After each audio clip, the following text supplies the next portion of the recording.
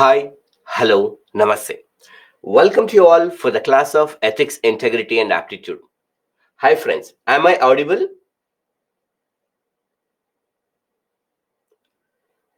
Yes. Okay, thank you for the response, Raghav, Sadhana and others. Okay, so we'll start soon. Like, what is ethics, integrity, aptitude? We'll try to understand a lot of things related to this subject. Before we go further, what do you think about this paper? Do you think that this is easy or difficult? Why do you think that this paper has introduced anything or anything that you would like to share about this paper? What concerns that you are having? Anything about this paper? Let's we have a few minutes conversation, then we enter into this topic. Good morning. What's your opinion? Why do you think that UPSC has introduced this paper of ethics, integrity, and aptitude?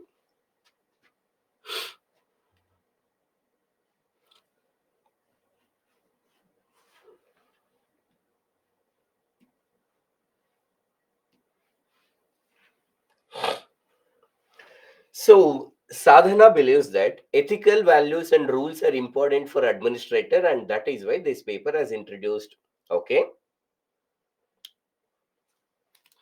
Chituri thinks that because civil servants should face ethical challenges and they should have equipped with some tools to deal with these challenges, and that's why this paper has introduced. Yes, you are right. As your friends are joining, we're just taking few seconds to go into this.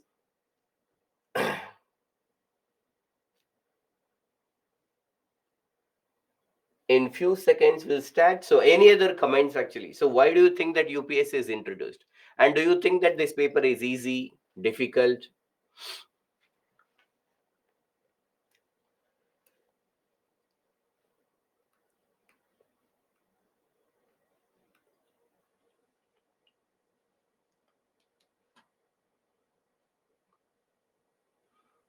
Okay, others please participate. See, this whole of ethics paper, it is not that I speak and you listen. You have to actively participate.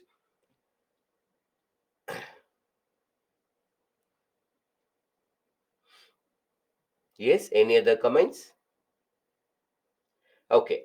So in order to make right decisions and to live with integrity, that's why this paper has introduced according to Chituri. Okay.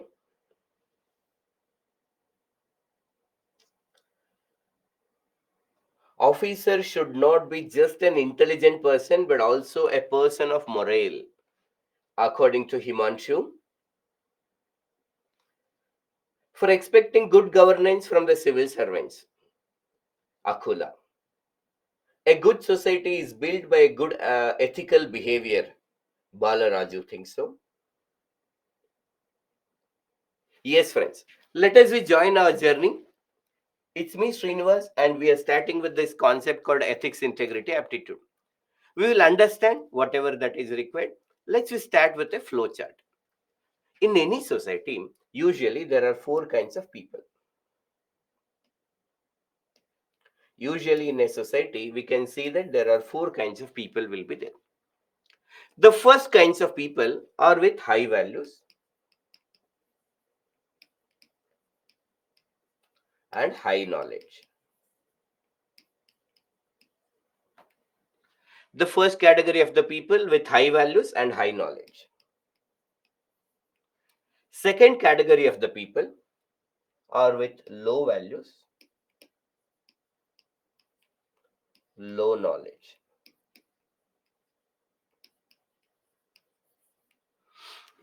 We have another category of the people, high values but low knowledge. And we have left with one more category. And what is that category? It is with low values and high knowledge.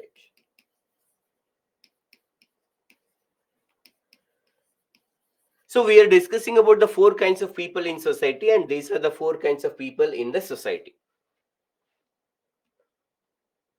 Now, for the sake of this table, we'll understand this. Who are these people with high values means in future we will understand what are these values, ethics, morals, attitude, aptitude, everything. For the sake of this table, the people with high values means they are the good people and they want to do good to the society. Clear? So these are the good people and they want to do good to the society. Those people we are calling them as a high society. They are good people, they want to do good to the society, and they also have sufficient knowledge to do good to the society.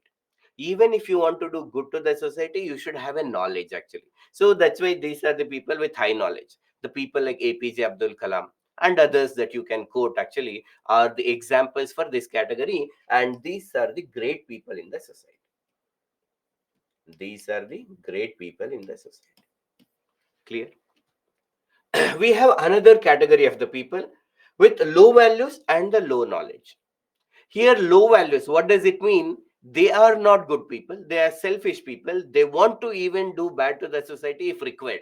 They want to do bad to the society. They are not good people. They are selfish people. So, low values. What is low knowledge means actually, even though they don't want to do good to the society, or even they want to do bad to the society, they can't do bad to the society. Because even to do bad to the society, in order to cheat others, manipulate others and all, you need a knowledge. You see the people who are involved in scams like 2G scam, Commonwealth scam, Colgate scam, many scams that you hear of, and cyber crimes that is happening, all that requires a great knowledge. So these people, they don't want to do good because of the low values, and they can't do bad because of the low knowledge. And they born, live their life, one day they die. With respect to the impact in the changes of the society, with respect to the impact on the changes of the society, they don't make much impact. No impact or not much impact with respect to the impact on the society. Now, first understand, if you have any doubt, don't worry, I will take it everything. Okay, we'll go one by one. So now we have the people with high values. They are the people who want to do good to the society, but they don't know how to do good to the society. Imagine a person called Ramesh who is in a village, and he has observed that there's a girl who has been sexually harassed by a powerful person or a rich person or a landlord in that village. He know that this lady has faced injustice. He thought that she has to get justice. He tried to convince her, went to the police station so that she will file an FIR or a case against the landlord who has sexually harassed this poor girl. But the police somehow says that no, we are not going to file an FIR, we are not taking this case. Now, even though this Ramesh want to help her, actually, he may not be able to do, because suppose he is not aware what is this police system, what is FIR. If the police is not ready to file an FIR, what are the other options I have? So if you want to develop a village, if you want to help others, you want to give justice to the other people, you need to have a knowledge, awareness about the surroundings. And when you do not have it, you cannot do that. And that is why we can call this category as a weak. We have another category of the people with low values. That means they don't want to do good to the society, but they have high knowledge. So they're ready to do bad to the society. And these people are dangerous to the society. These people are dangerous to the society. So already we have these three categories, and we have the fourth category that is dangerous, and all other three category people are much better than these people who are dangerous. The people who clear this examination, civil service examination, prelims, mains, interview, they cannot come from this category, like this fourth category, the no impact category, we can call it as. They cannot come. Why they cannot come? You have to keep participating, at least in your mind, because of the low knowledge. You know that it requires a great knowledge to clear this examination, and that is why with low knowledge they cannot clear this examination. The people with this category, that is the weak category, cannot also clear the civil service examination because of the same reason of low knowledge. So that means the people who can clear this examination can come from this category. That is great people. They are already great actually. So we will study a lot of other good IAS officers like Shalini Rajneesh, an IAS officer, U Saga from Tamil Nadu cadre, Ashok Kemka from Haryana cadre. All these people, if you don't know, we will actually learn about them. All these are the great people who have the high values and high knowledge. They are able to clear this examination and was able to bring a positive impact on the society. But these people are already dangerous with their low values and high knowledge. And if we give power to them, that becomes dreadful. It will have a much more negative impact on the society. We need to make sure that the people from this category, the dangerous category, are not clearing this examination. There are many steps has to be taken, definitely. But one such step is introducing this ethics, integrity, and aptitude in the civil service examinations. Introducing this civil service, ethics, integrity, and aptitude in the civil service examination. Now you may ask actually this question: so just because this paper has introduced, are we sure that we are going to get only the ethical people? Not necessarily, but people who are clearing this examination have a great awareness about what is right and wrong, how to deal with the ethical challenges. If you observe from the day one and if you attend all the classes and the 15th module is over, there'll be slight changes in the way you understand what is right and wrong. You can see yourself. And with this intention, this paper of ethics, integrity, and aptitude is introduced. We'll go further. Hope it is clear to you. And any doubt before we go to the next slide? Okay, so are we clear? Is the voice and everything is clear? Okay, that's super.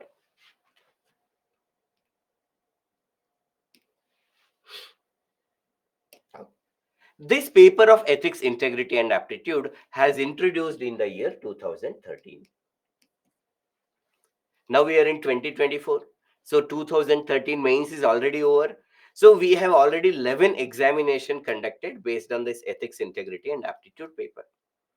Though the complete main syllabus is introduced actually in the year 2013, the history, geography, polity, they were also the part of main syllabus before 2013 also.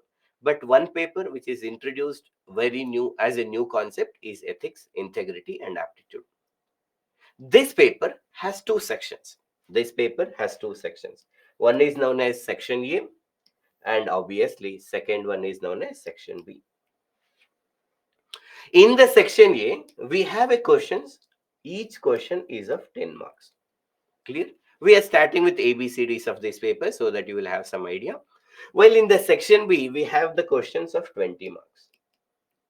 That is what the pattern that UPSC has been following for many years. There are total 13 questions are there here. And there are total 6 questions are there here. You can see that this is 130 marks and this is 120 marks. Okay, so 130 and 120 marks. The each question in the section A, we need to answer in maximum how many words? 150 words. Each question in the section A, you have to keep writing. Make sure that you have a paper and pen with you, along with whatever the slides that we show. You should have those slides also. If soft copy is there, that is fine. But make sure you have a paper and pen with you. Keep writing and keep participating, and that you have to do with from your side. Making sure that you are conscious of our classes, you are awake and alert related to our classes is our responsibility. If you are awake and alert, making sure that you understand each and every concept is my responsibility. Hope the contract is clear. Only those who are awake and alert, we will make sure that actually concepts are clear. So each question in the section A, we need to answer in 150 words, while each question in the section B, we need to answer in 250 words. Though you can see that though the marks is doubled, the number of words or the maximum words have not doubled, because these are the case studies. Now answer is 250 words. Many times the questions are more than 400 words. There's a detailed case is given. We need to read, understand, and then we need to answer. It takes some time. Our task is to attend for 250 marks. Not only 200 plus 50. So we need to attend for 250 marks. How much we get, that depends on so many factors. But our task, what is in our control? How many marks do I get? That is not in my control. That depends upon evaluator and so many other considerations actually. But what should be my task initially? To attend initially means once we prepared everything. Okay, so 250 marks we need to attend. If you want to attend, the each question in the section A, we are expected to answer within 7 minutes. So the challenge in the questions ethics paper, like other mains paper also, is not just we need to write answer. We need to write answer within the 7 minutes. That is important. And we need to answer each question in the section B in the 14 minutes. In the 14 minutes. So, like, suppose some of you may expect, or you, by the time if you are already at least 3 months into this preparation, you are already aware of this. Suppose some people will believe like this, sir, you give me some 500 question answer, I'll prepare and go, and the same question should come in the examination. No, in ethics paper especially, it will not happen like that. Suppose they have a great memory power, so 500 material notes actually, if you give 500 pages notes actually, if you give it to them, and if you ask what is there, what is the content in the 55th page and paragraph 2, they will be ready to answer. But that kind of knowledge will not beneficial for this paper, right? You need to read, understand, and create answer in the examination hall. It is not about just writing the answer. First you need to create answer, and then you should be able to write it. And that's 7 minutes. Initially when you start writing the answer, it may take 11 minutes, 12 minutes actually, that is fine. Now in the initial, if you are taking around 12 minutes to answer each question in the 10 marks in the section A, that is 10 marks question, it is fine. But slowly and gradually, with more and more practice, finally you have to bring it down to 7 minutes. In the same way, the section B actually, the 14 minutes you have to try to bring. Initially it may take 20 minutes, but with more and more practices, you have to bring it down to 14 minutes. That is your task. First you need to understand the syllabus, practice previous year questions, everything.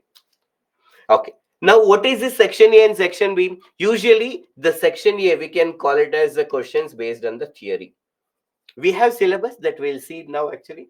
So, based on the theory that is given actually, based on the theory, the syllabus that is given, there'll be a question. For example, we have a topic called impartiality and non-partisanship. In our syllabus, we have this topic.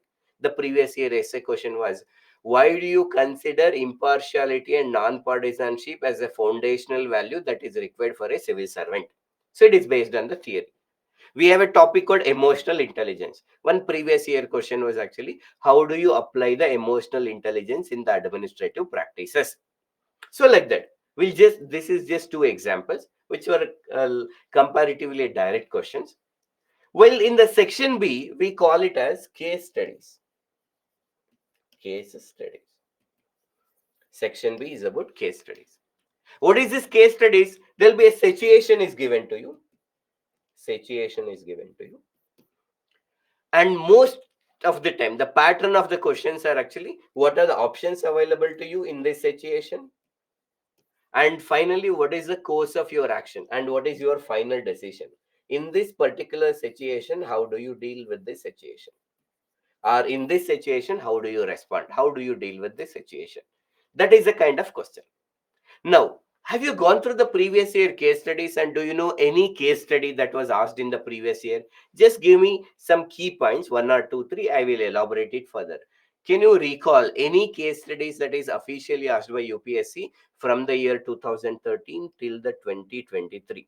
In these 11 years, if you have gone through the previous year question papers, can you recall any case study? Just give me some words so that I'll elaborate it further. Okay, mafia man versus civil servant. Correct. That was the one previous year question. Let me elaborate it further actually. What was that question? So there was an area which is known for an illegal mining. Some sand mining or other minerals mining that is happening. And you have recently transferred to this particular area which is known for illegal mining. Earlier officers who have tried to take a strict action were either transferred to the another area, or they also faced the problem to their life also. Now you are in charge of this area, you have to deal with this actually. But there are some, when you try to take a strict action against these people who are involved in mining earlier, so they started giving you threatening calls to you, they started having surveillance on your family members.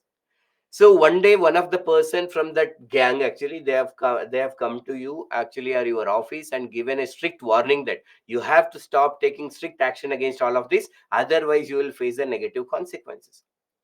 You can earlier know about an incident where a previous police officer who has come to this area was been brutally murdered and shown it as an accident.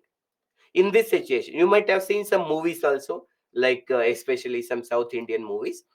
I'm not discriminating, that we see we based on this genre or something. It is almost similar to that movie situation. And there was a question they have asked actually, in this particular situation, what are the options that you are having? Evaluate those options and finally tell how you are going to deal with the situation. In the movies, you see that hero is a very strong person. He will go and beat all the people. That may not work here. So you need to understand the law of the land. You need to understand the society. You need to understand ethical principles, and you should be able to deal. Situation can be very normal that you observe through your conversation with your friends, or you see in movies, you observe in the society. But how do you deal is matters. We will discuss the answer in the future. We are just trying to introduce some question that was asked in the previous year.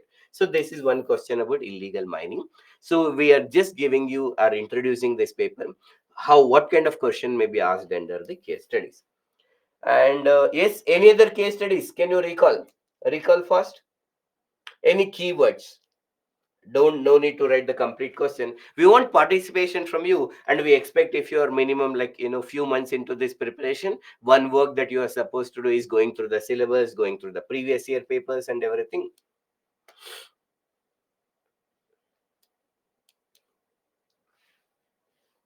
Officer is belittle and harsh always. Okay, yes, Chituri. There's a related. So we are just taking the hint from that, and we are making sure that actually we are introducing some question which are asked in the previous year. Okay. So once again, we'll take some hypothetical name to discuss this case study. There was a person called as Ramesh who has recently transferred to an organization as one of the employee. He has the senior officer. Okay. This senior officer has some issues in the family. In his family, there are some issues. That's why he's angry always. Whenever he come to the office, he just get irritated with all the people. And especially as Ramesh has recently joined, actually, whenever he come up with some new innovative measures or something, the senior is not at all ready to listen, not ready to accept. And he used the bad words to scold this officer. He scolded this Ramesh in front of all other people also. And slow, though he was motivated actually earlier, he wanted to bring so many changes in the society and everything. But when he come to the organization, he see that his senior is not at all cooperating. He is not allowing to do anything that is worth doing or something beneficial to the society. Few days continued, few more days, he also started getting irritated, and he that has impact on this Ramesh family. Now Ramesh, or whatever the frustration that he is getting, he was showing with his family members also. So the senior has some problems in the family that he was showing in the office, and this office problems actually get stuck in the Ramesh's mind. He started showing it in the family members, so that family get disturbed, professional life get disturbed.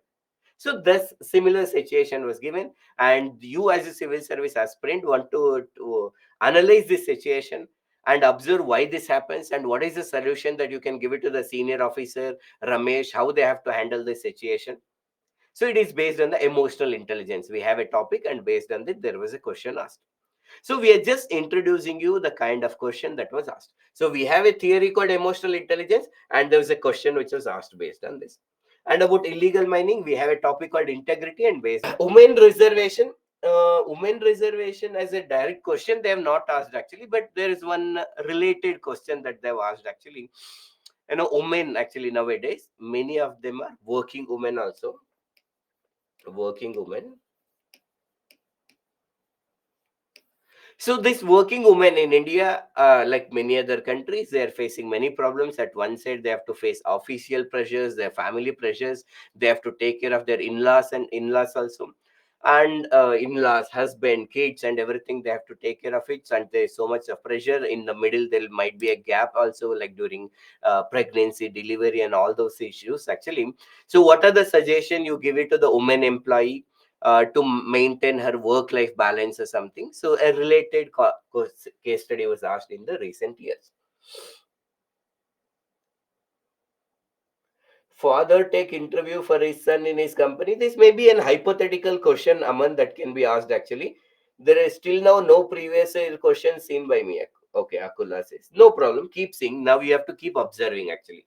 Okay, just to introduce you, these are the two questions actually. In this way, every year there were 6 situations are given from the 2013 till 23. 11-year question papers are available. 66 situations are already given by UPSC.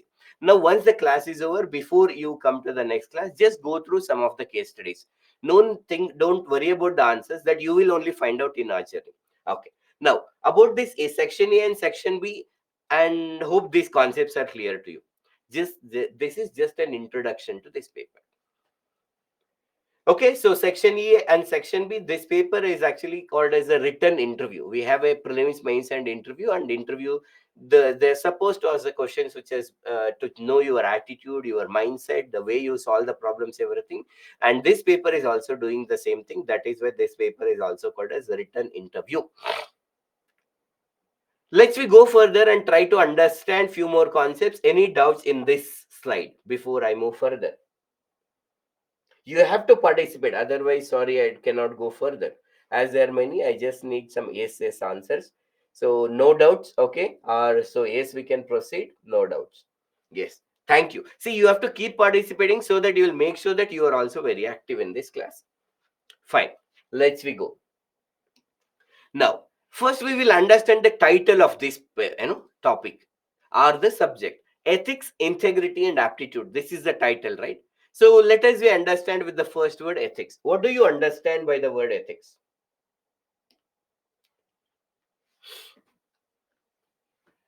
You may not have studied actually officially about this ethics paper, but you know that ethics because from childhood you might have heard you have to be ethical, you have to be an ethical person, value education, that this everything. What is your understanding about the word ethics? When you tell, there may be some synonyms that you are confused with actually related concepts, all that you will get clarity. Okay, according to Mahima, ethics refers to high values.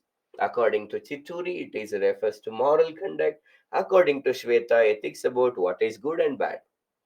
Correct? It's about true person. What is true person, Ganesh? Vamshika says it is about moral value, and Akula says that it is high values and good behavior. Correct?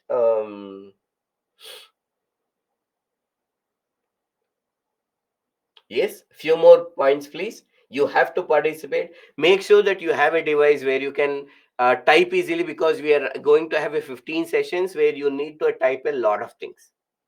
You have to participate, you have to practice. It is not that again I teach and you learn or something. You just listen. No, you have to participate. You need to answer some questions, everything. Slowly and gradually we'll move further one by one. But for that, we need your active participation. So moral values and a conduct of behavior according to Shali. Moral conduct based on the conscious and taking a right decision, which is for the betterment of society, according to Chituri.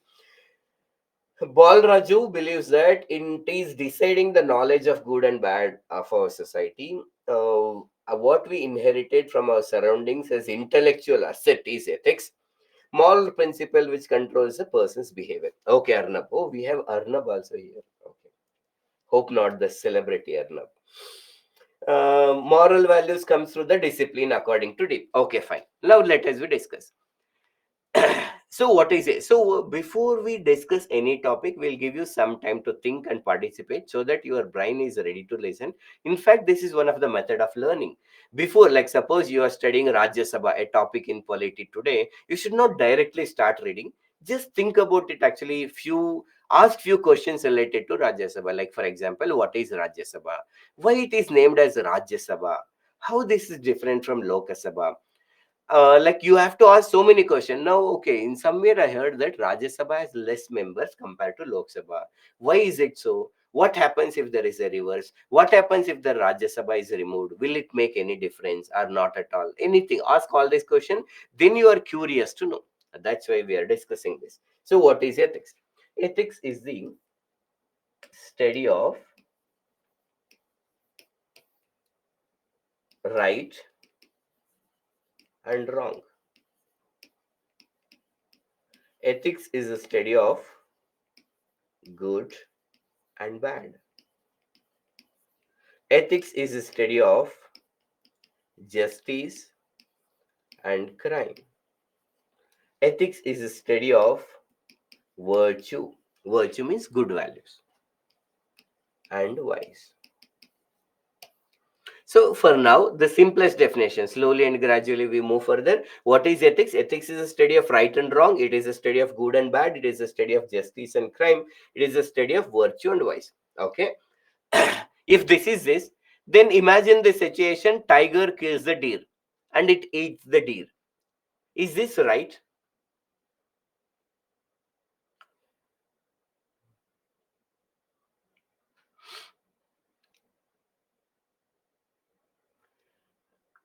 Observe this.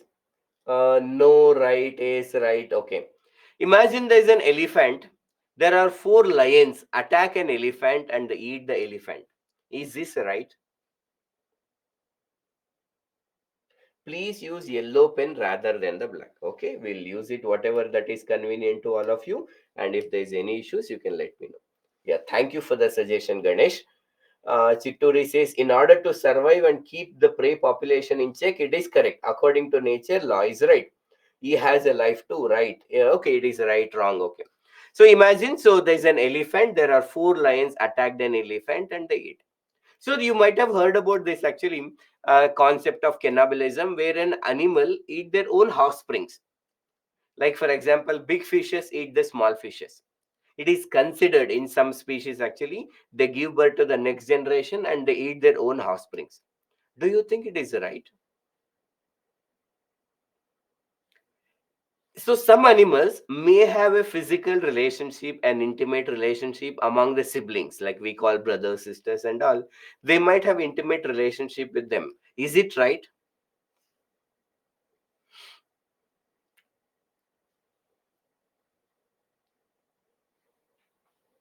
Okay. Only for this I'll use this blacks actually to look good. From later we'll use only this yellow color. So what is this ethics? Ethics is the study of right and wrong. It is a study of good and bad, justice and crime, virtue and vice. I have not answered actually yet actually. So what is the answer for all of this question is this: what is ethics? Ethics is the study of right and wrong in a human action. In a human action.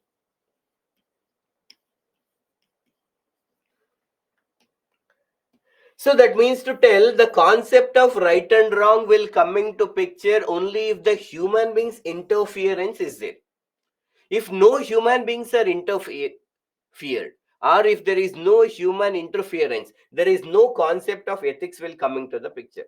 So this is the definition of ethics. First we are trying to introduce the concept of ethics will come into the picture only if there is an involvement of human beings. If there is no human beings, there is no concept of right and wrong. Whatever happens in the nature, as many of you rightly said, it is natural. That is a reality. We will learn from them, we'll observe, and then we decide whether to do something or not to do something, why we should do this, why we should not do this. In order to tell us only, we have created many institutions like the religion, the philosophy, the law of the land, social norms are all are created to tell human beings what is right and wrong, which is different from what is happening in the nature.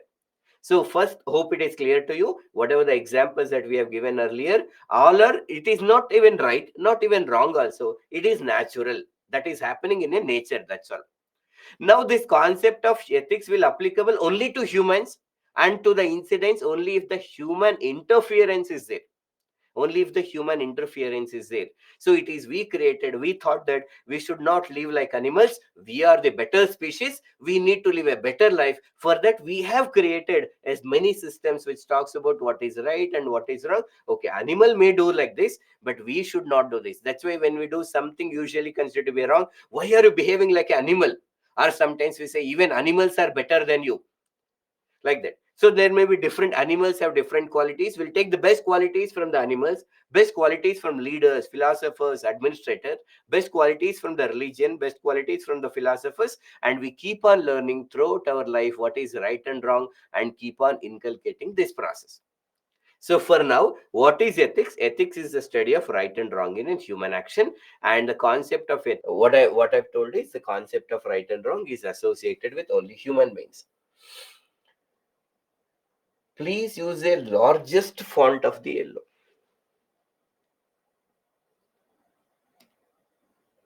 Okay, I'll try this yellow and just see if there is a possible. Then, if not, if there is any issue, once I started using, then definitely I'll take the better, largest font that is available.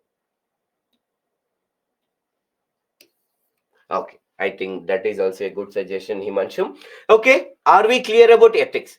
Just an introduction to what is ethics. We are understanding the title. So, if any doubts in the related to the slide, please ask here only before we go to the next slide. You can also ask later, but it will be good because see, sometimes you get question, then you may think, sir, if I ask this question, what other people think about me? And whether everybody know, only I don't know. So no problem. Even if one person you do not know, it is still actually a valid question. You can ask any question related to this subject. There is only with whether I know or I don't know. If I know, I'll definitely tell you. If I don't know, I will learn and tell you. Okay, so hope we are clear. I'm going to the next word. Yes. Second word is integrity. What do you understand by the word integrity? We have understood ethics. The second word is integrity. So, what is integrity?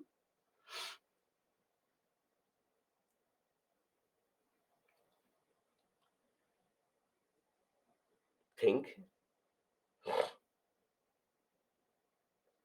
Right intention and to do what is right. Okay, that's integrity according to Chituri. High level of uprightness. Shivaji believes that. That's integrity. What else is integrity?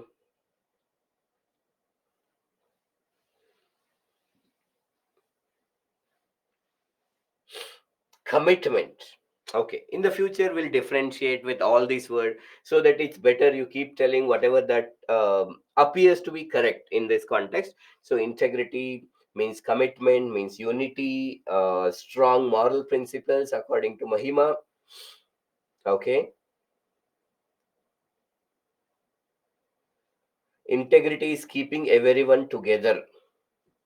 Okay, so how can we keep everyone together? Let us we understand. So yes, few more participation. Others actually either you are thinking. So try to see if possible till 9:30. Keep your Google and everything closed. Anyhow, you have an option to see what is all this class or after the class. So because you might get confused, actually, don't worry. Once we discuss later, you can go for a Google actually or YouTube or any other online sources actually. So till from 6:30 to 9:30, enjoy our class. Just be with me. That's all. You will get the clarity. Only thing that you are expected to do is being with me. So integrity is keeping everyone together. Integrity makes us self-esteem in taking the right decision. According to Justin, it is a quality of being honest and having the strong moral principles. Okay. Okay, friends. Let's we understand what is integrity. The word integrity, the first definition is ethics in action. Ethics in action. I'll just take one slide lesser actually. It is. So, integrity means ethics in action. What does it mean? Knowing what is right and wrong is ethics. But we need to follow it in our life. That is in action, in our daily activities, in everyday decision making. That is called integrity. Okay, if we can follow ethics. Suppose if I follow ethics, if I can get money, prestige, recognition in the society, we are happy to follow. But many times when we follow ethics, we may face some difficulties. In spite of that, we need to follow. And that is why integrity is about consistency of character. Integrity is about consistency of character. So one is ethics in action, following the ethics in our life. That's an integrity. The second one is it is about consistency of character. What do we mean by the consistency of character? As a civil servant, especially when you start following the ethics in your life, sometimes there are people who want to deviate you from the path of ethics. They want to deviate you from the path of ethics. That's why they create some temptations. They create some temptations. What are those? They may ready to offer you money or other kind of wealth. They may be ready to influence your higher authorities or people in the government and ready to give you promotion. There is an opportunity that they may give you or create you to have the sexual favors.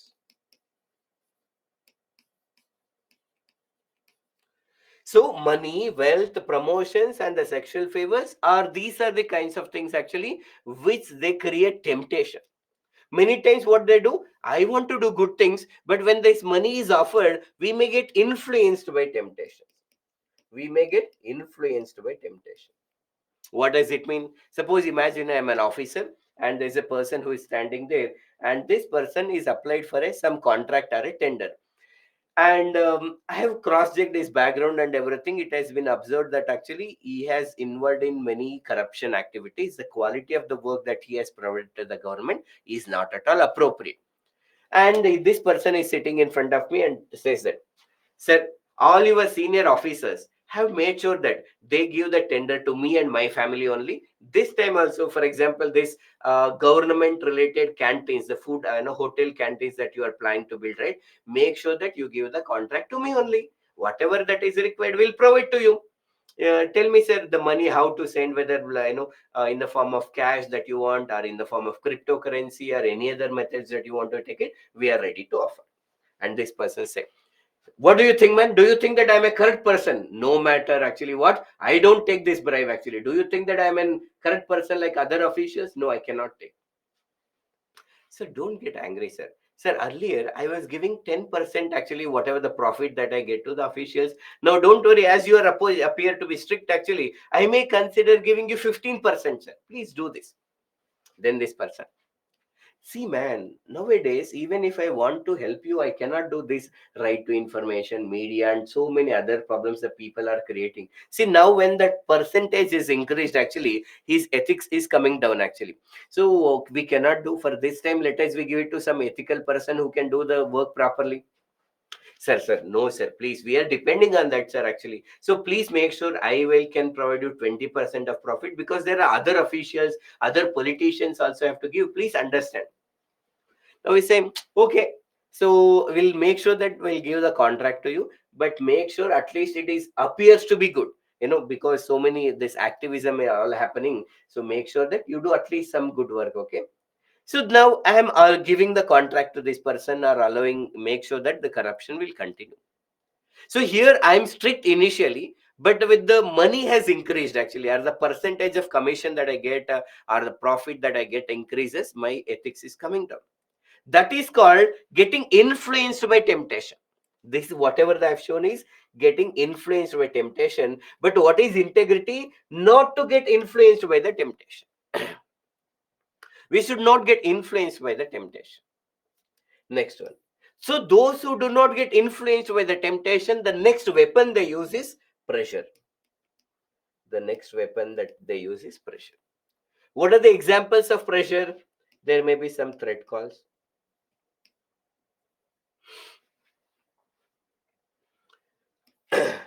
There may be some transfers.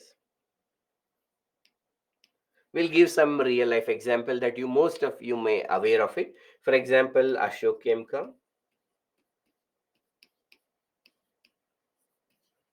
an IAS officer from Haryana cadre, who has faced more than 50 transfers, 50 plus transfers in his career. And many times it is acknowledged that one of the main reason that he was transferred, because he is trying to do whatever is good, actually not getting succumbed to the pressure. So there may be some threat calls, there may be some transfers. Sometimes there can be a false complaints. False complaint. The false complaint that you have taken a bribe, the false complaint of sexual harassment, or suspension, etc. All this can happen actually. This is called the pressure. Sometimes the people don't want to get influenced by the temptation, but they don't want to face this pressure. That's why what do? They get succumbed to the pressure. They get succumbed. They get succumbed to the pressure. But what is integrity? Integrity means not to get succumbed to the pressure. not to get succumb to the pressure. Make sure you are awake and alert and you are understanding. Only then you can understand. So what is integrity? Integrity means ethics in action, following the ethics in our life. What is ethics? We will learn in ethics chapter. Then we come to the integrity, where we try to make sure that we'll apply this. Actually, we'll apply this integrity. So if you want to apply, there may be many challenges may come. The temptation, we should not get influenced by the temptation. We should not get succumb to the pressure. So at any time or any situation, we have to follow whatever is ethics, whatever is right, whatever is appropriate in this context, that we have to follow. This is called integrity. Are we clear about this word ethics? Integrity, that is ethics in action, following the ethics in our life. This is integrity. Here, what does this means of succumb? The literal meaning is actually, I am not able to face this pressure, so I am doing something unethical because I cannot be able to handle the pressure. That is the context, actually, the contextual meaning of the word succumb. I am getting surrendered to the pressures.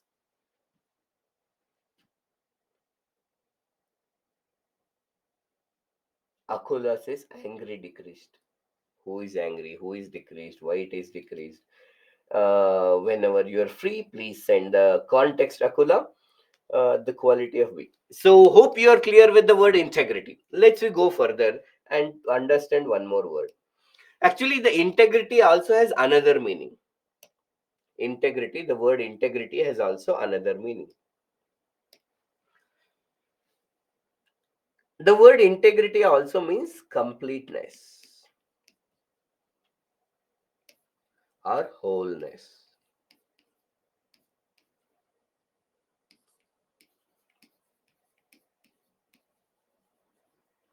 So what is this completeness or the wholeness means? As an individual, there are three things associated with me. That is what I think. So that is my thoughts. What I speak, that is in my speech. That is what I do, that is an action. Having harmony in our thought, speech, and action is called integrity. Integrity means one is completeness or the wholeness, actually. So what is this completeness or wholeness means? Having harmony in our thought, speech, and action. What is this meaning of harmony? Whatever I think, I speak. Whatever I speak, I do. As a civil service aspirant or the civil servant in the future, we should not take the bribe. We have to do our duty properly. These are my thoughts, and this is what I speak also, and this is what I follow in my life. If that is there, then I am having a harmony in what I think and speech and action. In some slokas, you might have heard kaya, vacha, manasa. So this is kaya, this is vacha, this is manasa. So kaya, vacha, manasa. Manasa, vacha, karmena. Sometimes manasa, vacha, karmena. Having all these three same. Manasa, vacha, karmena. Actually, are kaya, vacha, manasa. All three are same. So there is no hypocrisy. So it means that absence of hypocrisy. So hypocrisy means you are saying something but following something else. Or you are claimed to have some values which you do not have yourself. I say that we should not take bribe, but suppose I myself taking the bribe. We should say that we should respect others, but I myself not respecting. Suppose that is called hypocrisy. We claim to have some values which we do not have, or we are speaking something but we are doing something else. These are the examples of hypocrisy. Absence of hypocrisy, having harmony. This is specifically called personal integrity. Person, related to person. I have this as a person. I have thought, speech, and action, and I whatever that is there, I'll follow it in my life. That is called as a personal integrity or integrity in general. Based on the question that is asked, we can use the word integrity or the personal integrity. Once again, ethics, the study of right and wrong in human action. The second one is integrity, that is following the ethics in our life, and that is maintaining harmony in our thought, speech, and action. Two meanings, two interpretations of the word integrity. Are we clear about the word integrity? See, with the method that we are having, we cannot write straight lines. I don't think actually any other have a problem in actually writing straight line. So it should be, the way we are comfortable. So Is anybody or any others want me to write only in the straight lines, or the method that we are following is fine? We'll take the democratic decision. No, it's cool. Thank you, Raghav. It's fine. Others. No problem. So, Shali, please adjust for that. Okay, so we have understood what is ethics, we have understood integrity, and now let's we go with the third word, aptitude. What do you understand by the word aptitude? This is one of the word actually which is heard most of the times, but least understood.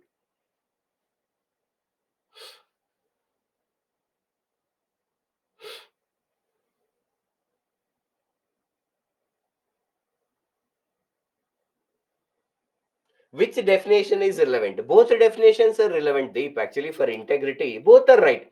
In arts, actually, so depending upon the context, you need to use it. Actually, both the definitions are correct. It is not like a science, one word will have a one definition. The word love, you ask actually what is love to 10 people, you will get 10 answers. You ask what is happiness actually, so 10 people, you will get 10 answers. So based on the context that is used, actually you have to see whether it is a completeness in the or harmony in thought, speech and action, or actually whether it is a following ethics in action. And both are same, actually they are not opposite. Following ethics in our life means maintaining the harmony in our thought, speech and action, so they are not opposite to each other. In fact, that is a further explanation. Okay, now coming to this aptitude, actually, so natural ability, decision making power, someone's ability, is the timetable for 2024-25 released actually? Hope so. I'm not sure, Preeti. So intellect to handle any situation, competency. Okay, let's we see this. We'll come to this word aptitude. Now see this. O T T F F, yes, yes, E. Can you tell what is the next two letters in this series? O T T F F S S E, and the next two letters.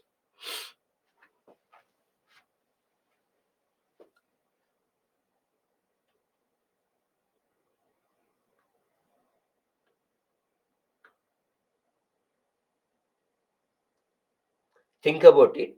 So you don't need to do any calculation. O T T F F S S E, and the next two letters. Don't tell the logic, but let the other people think about it. Okay, we are getting many answers. I, E D, N O, E O, E R,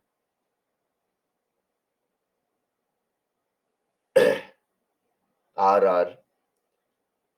Good morning, Anshu. There is some logic. Make sure the whatever the letters that you are giving also has some logic where every word is related without using any paperwork or something. You can answer this. Just think about it. You will get it.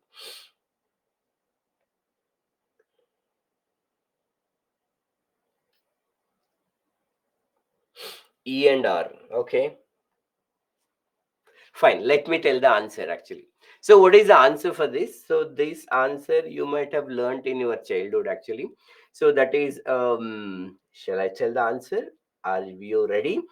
Okay, so it is just 1, 2, 3, 4 written in a different way. So, this is ONE1, TWO2, THRE3, FOUR4, 5, 6, 7, 8. So, the next letter is 9, and then the 10, then 11, and then 12, 13, 14, like that it will go on.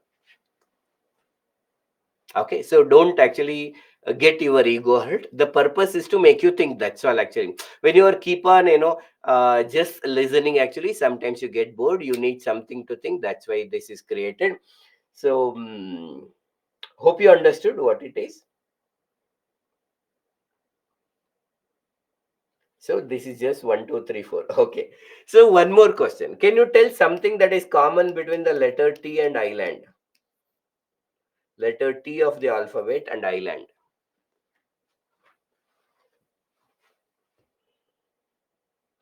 What is common between the letter T of the alphabet and island?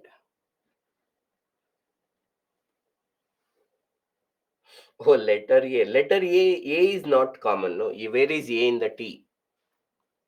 T? T is not the T. That is the way tea we drink. No, it's a T is just only T. The T as an alphabet and island. Vertical line. Okay. There is one vertical line. No, not so simple. Go further. But it's a good attempt, Chituri. Tree. Oh, in tree, okay, in islands you will have tree, and but in tea there is no tree. Tea is tea, that's all. Thailand is not common in the tea and island. Thailand is there. Others also please participate. See, it is not just again going through that. Make sure you are actively participating in everything. Everything is a part of learning actually. There is something to tell. That's why we are discussing this. So I is common. No, there is no I in the tea. The tea is tea.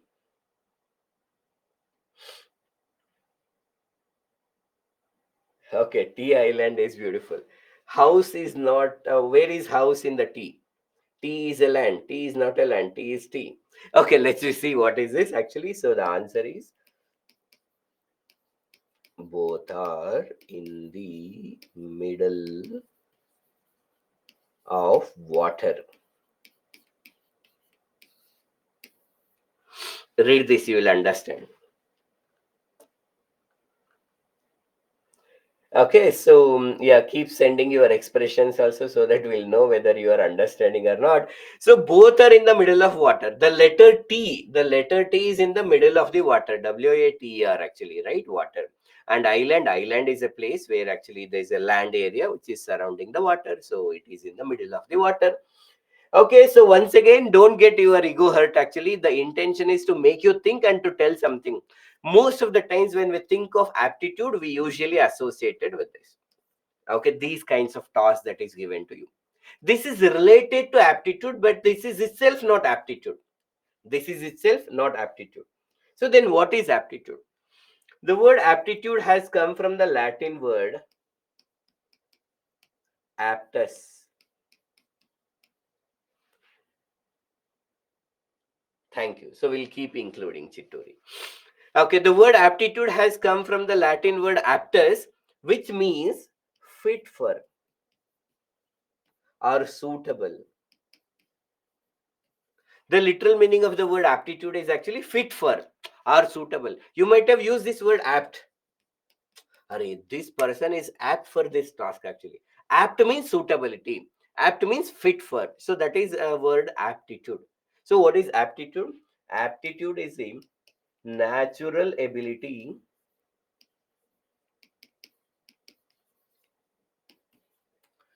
to learn or to do a particular work.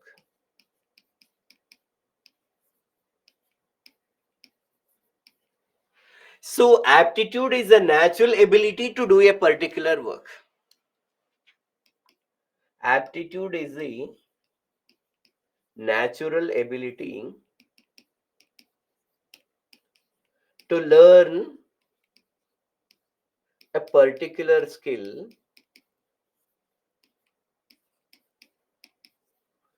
through the right training,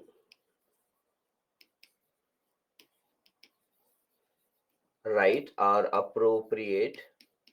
You have to keep writing.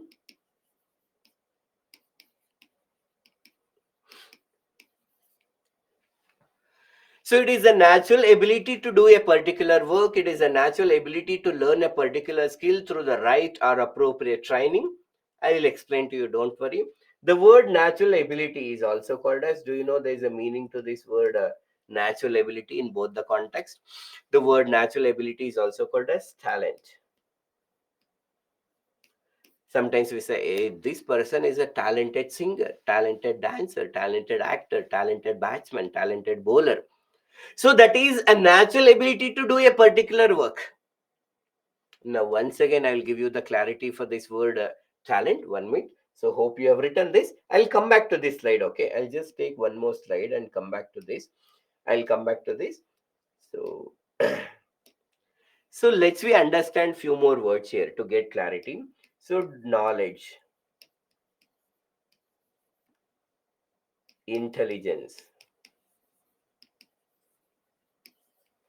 wisdom. Can somebody tell me differences for these three words? What is knowledge? What is intelligent? What is wisdom?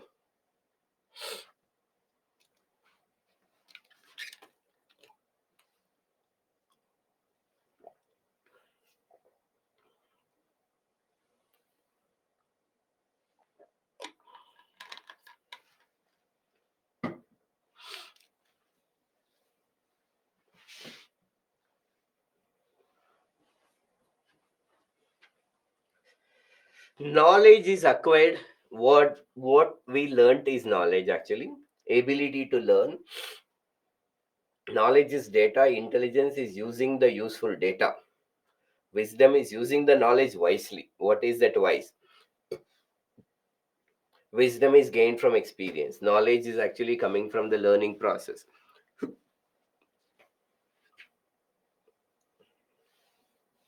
Good attempts. Many people are participating actively. That's very good. Intelligence means having the critical thinking and able to solve the problems, and wisdom is application of knowledge. Intelligence is mental ability. Intelligence is innovation. Okay, that's good. So now let us will listen. What is knowledge? Knowledge is understanding. Very simple. Knowledge means understanding.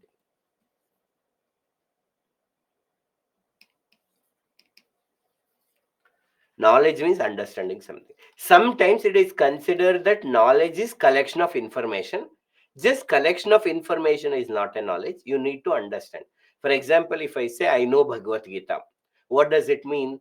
I have read or heard from somebody and understood not only the shlokas but also the meaning of that. Like suppose I have know about the shlokas and their meaning actually. So I have understood. So this is we called as a knowledge. So either by hearing from somebody or listening from somebody or reading, somehow I have understood what is it. Then we say, I know Bhagavad Gita, I know Bible, I know Quran, we can say. I know about communism, I know about capitalism. So all these words actually, when I say I know something that we are referring to that, I have understood something. Now the second word is intelligence. So what is intelligence? I know that, but I know where to apply this. So what is intelligence? It can be application of knowledge. Application of knowledge in the right time, in the right way, to get desired result. To get desired result. To get desired result. So application of the knowledge in the right time, in the right way to get the desired result. That is called as an intelligence. So, like intelligence is required to do good things as well as bad things. Suppose I'm a sarpanch of a village, I should know about what is the village, what are the resources available in the village, what are the problems I'm having, what is my power actually as a sarpanch, what are my limitation. I have this understood. Then I'm a sarpanch. Knowledge is there. But I'll also apply my knowledge in the best possible time and apply time, and so that I'm developing the village. In this context, there's a one homework. So make sure that you keep note down the homework also. Please note down this actually, name Odandurai. Please go to YouTube and you will get a video. If you type Odandurai, you will get some videos actually. Odandurai is one of the village in the Tamil Nadu. Odandurai is, so all these examples you have to keep using in your examination actually. So Odandurai is one of the villages in Tamil Nadu where there was a sarpanch called R. Shenmugam. These are all real incidents. R. Shenmugam, when he was taken the in charge of this village called as Odandurai, it has many problems. Main two problems were lack of electricity. Lack of electricity and drinking water.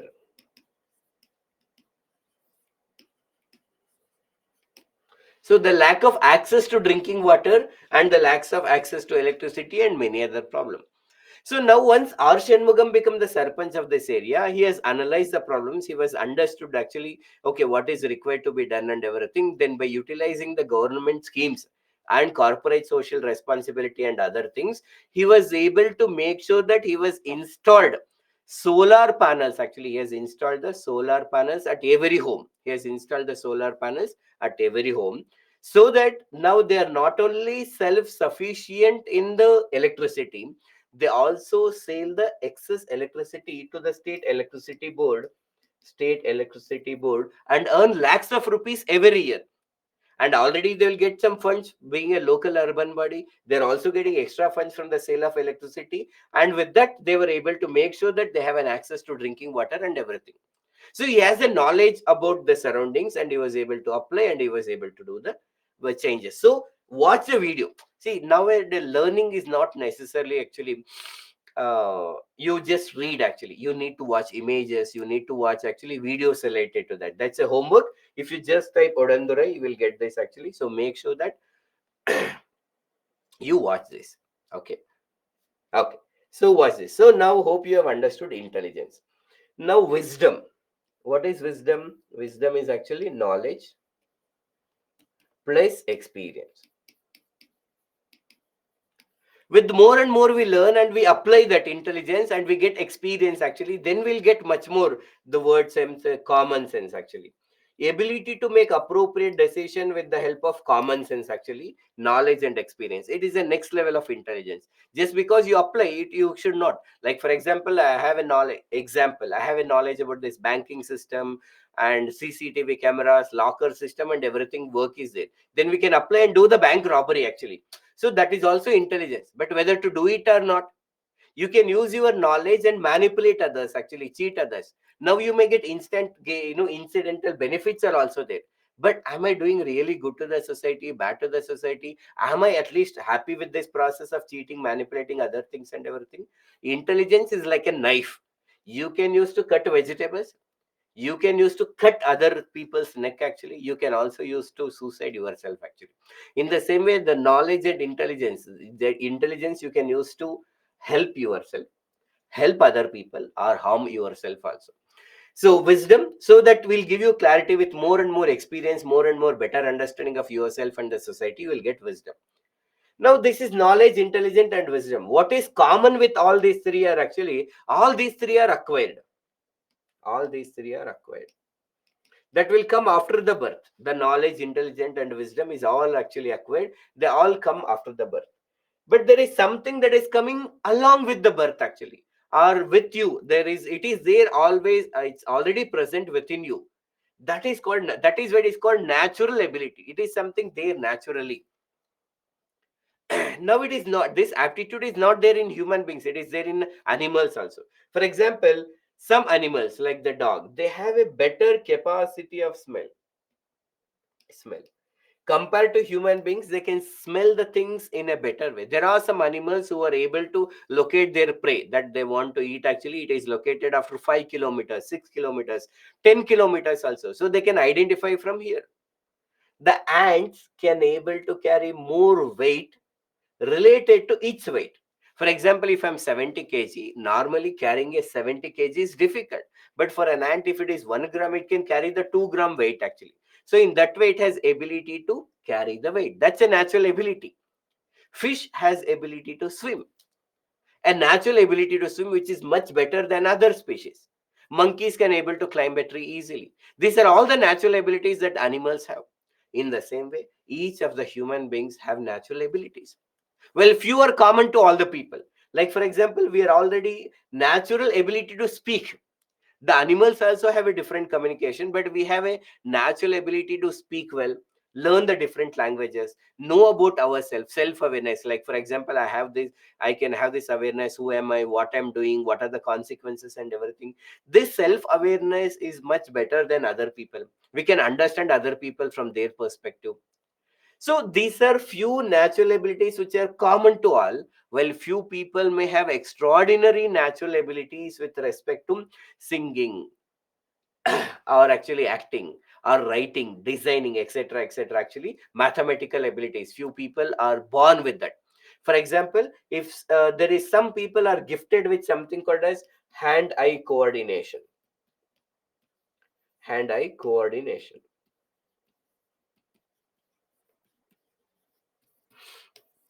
Hand-eye coordination. So those people, like like Virendra Sehwag is an example for natural ability. He was actually have this natural hand-eye coordination. There may be many other people. So those people who are gifted with little effort, they can become a skill in that. They can become a skilled person in that. So this is just an introduction to the word aptitude. We'll discuss the word aptitude in detail also. So the word aptitude means natural ability to do a particular work. Okay, we'll understand one more thing related to this. Why always experience is most better knowledge, sir? Because we know that, I suppose somebody may say that actually what is love failure, what is breakup, and what happens to this. But these are all actually only theory. Unless we experience, we'll get a better understanding. Whatever we know, whatever I say may based on my experience, and you apply it, and in your life you may have a different experiences. Each of us are unique actually. Only when we experience, suppose I may say, just like why money is nothing in our life, actually we should work for the welfare of people. That may be true for somebody, but that is not true for everybody. That is why you need to experience and find out the truth, what is true for you. That is only possible when you experience it actually. What is important to me, whether earning money is important, helping other people is important, utilizing my potential is important. That is only when you experience. Like when I experience, I will come to know what is important to me. Gautama Buddha may say something, Quran may say something, Bible may say something, Gandhi may say something, Nehru, all these people. So why one of the student is asking this question, why experience matters, or it is highest knowledge? Because each of will have a different experiences for the same situation. And one of the reason is also this aptitude. Okay. So aptitude. We'll understand one more concept related to this actually. There is a structural unemployment. Do you know what is the meaning of this word structural unemployment?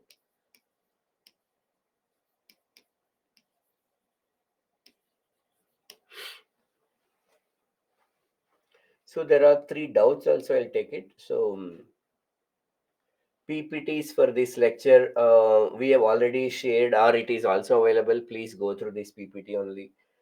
Um, okay.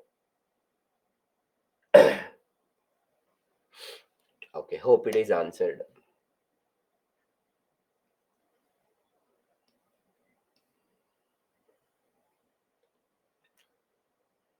Why all? What is the Sonam 698 actually? What is this? 698. Now the question is, what is structural unemployment?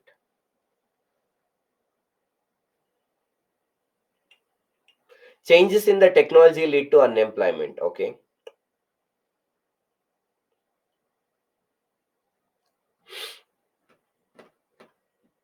Unemployment due to the structure.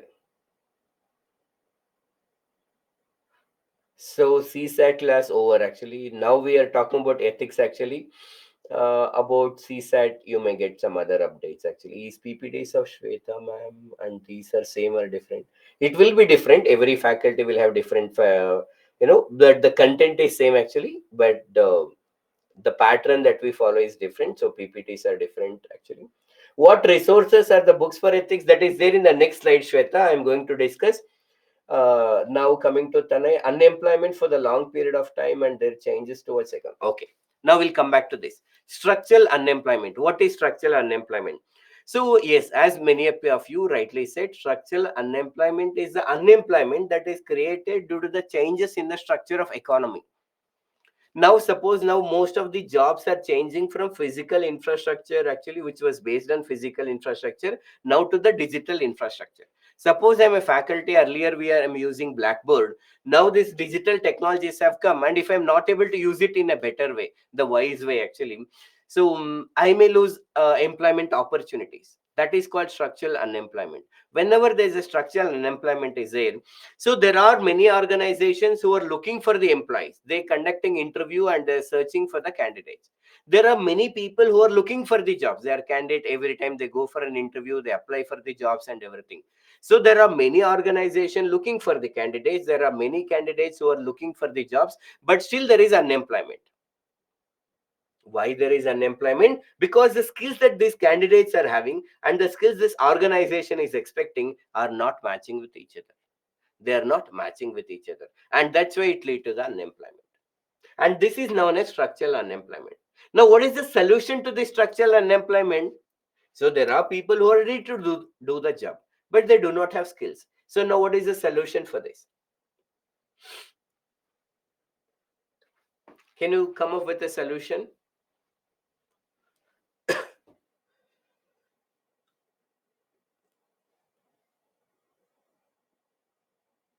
Skill campaign, skilling, not killing them correctly. Yes, skilling them, skilling. Okay. So what we can do, train further, didn't get the structural unemployment, please repeat. Okay, structural unemployment means what actually? So it is an unemployment that is created due to the changes in the structure of economy. Just simple, suppose I'm auto driver, earlier driving the auto. So nowadays this Uber Ola has come, but as an auto driver, I am not able to know or understand how this Uber Ola works. Actually, the applications they've given, and somebody accept, if there's some request is there, I need to accept, go to that exact location by using this GPS global positioning system. And as a driver, I am not able to understand. My employment opportunities will come down. It is one simple example for structural unemployment. In this case, there are many organizations looking for the candidates and many candidates looking for the job, but still they are not getting the job because what the skill that these people are having and these people are expecting are not matching with each other. What is the solution? As rightly many said, actually, one solution is we need to hire them and train them so that they will learn. But the problem is everyone are not trainable. Everyone are not trainable. You cannot train everyone. You cannot give training to everyone, or just because you can give the training everybody, there is no guarantee that everybody will learn. So that is why before we make sure that before we give the interview, we need to make sure that whether this person has a capacity to learn the things if we give the training. That's why there's a test is conducted, and that is known as an aptitude test. That is an aptitude test. So what is aptitude test? While most of the organization, like private companies also conduct this, so that if you are able to clear this aptitude test, so that means that you have some ability to understand the complicated things, or the ability to understand the things that they are going to train you. That is the meaning. In the same way, even UPSC conducts this aptitude test, that is known as CSAT, Civil Service Aptitude Test. Though normally we refer the CSAT, the Civil Service Aptitude Test, to the prelims paper 2, the whole of this prelims, mains, interview can also be called as Civil Service Aptitude Test. They will identify, do you have the ability? We'll give you training under the Labasna and other places actually. But once we give the training to you, do you have the ability to absorb it? That will be tested through prelims, mains, and interview. And this aptitude that you have at present, and once they will give, you will undergo training, and you will start working as a probationary officer, and then you will get a skill, and then you will get a skill, and then you will get an independent post. So now listen to the second definition. It is the natural ability to learn a particular skill through the right or appropriate training. We are ready to train you. Actually, we are ready to train you, but do you have the ability to learn them or not? In order to test, there is a test actually that is known as an aptitude test. In simple, what is ethics? Study of right and wrong in human action. What is integrity? Following the ethics in our life at any time or any situation. What is aptitude? It is the natural ability that is required to learn the different skill. As a civil servant, you need to have so many skills actually. What are they? That we will learn in the future classes. In order to learn the skill, you should have some ability to learn the skill. It will comes to you by birth. It will also can be learned actually or practiced, especially in the earlier stages. Now, this is just a small introduction to the word aptitude. In future, we will understand aptitude, what is civil service aptitude, and what is the limitation, and many other details related to this. Are we clear here? Just like entrance exam, correct. Sometimes we behave very well in front of your senior and junior as well, but you get respond very bad. What is the best way to tackle this kind of problems? So Anshu says, sir, sometimes we behave very well in front of your senior. Okay, we'll assume that sometimes we will behave well in front of our senior and junior as well, but get respond very bad. What is the best way to tackle this? Yes, Anshu, you will understand this in our journey. That question is related to this chapter called emotional intelligence. By the time we go to this emotional intelligence, you will get this clarity. So, in simple, what is because you are asking, though I'll explain in detail now because you are asking how do I respond to the situation is in my control. How other people treat me is not in my control, whether my senior or junior are. I will still try to, I will continue to respond well actually. It is up to the other people actually. I have a clarity who am I, whether they treat me well or not actually, it is not bothering to me. And if they are doing something wrong illegally, I can take appropriate action on them. Otherwise, suppose I do well, but in behind me they go talk negative about me or something, that shows who are they. I will not be worried about them because I have a clarity what kind of person. It is impossible to impress everybody. For now, this is answer. In throughout our journey, you will find an answer to that question. Somebody is facing hostile ragging.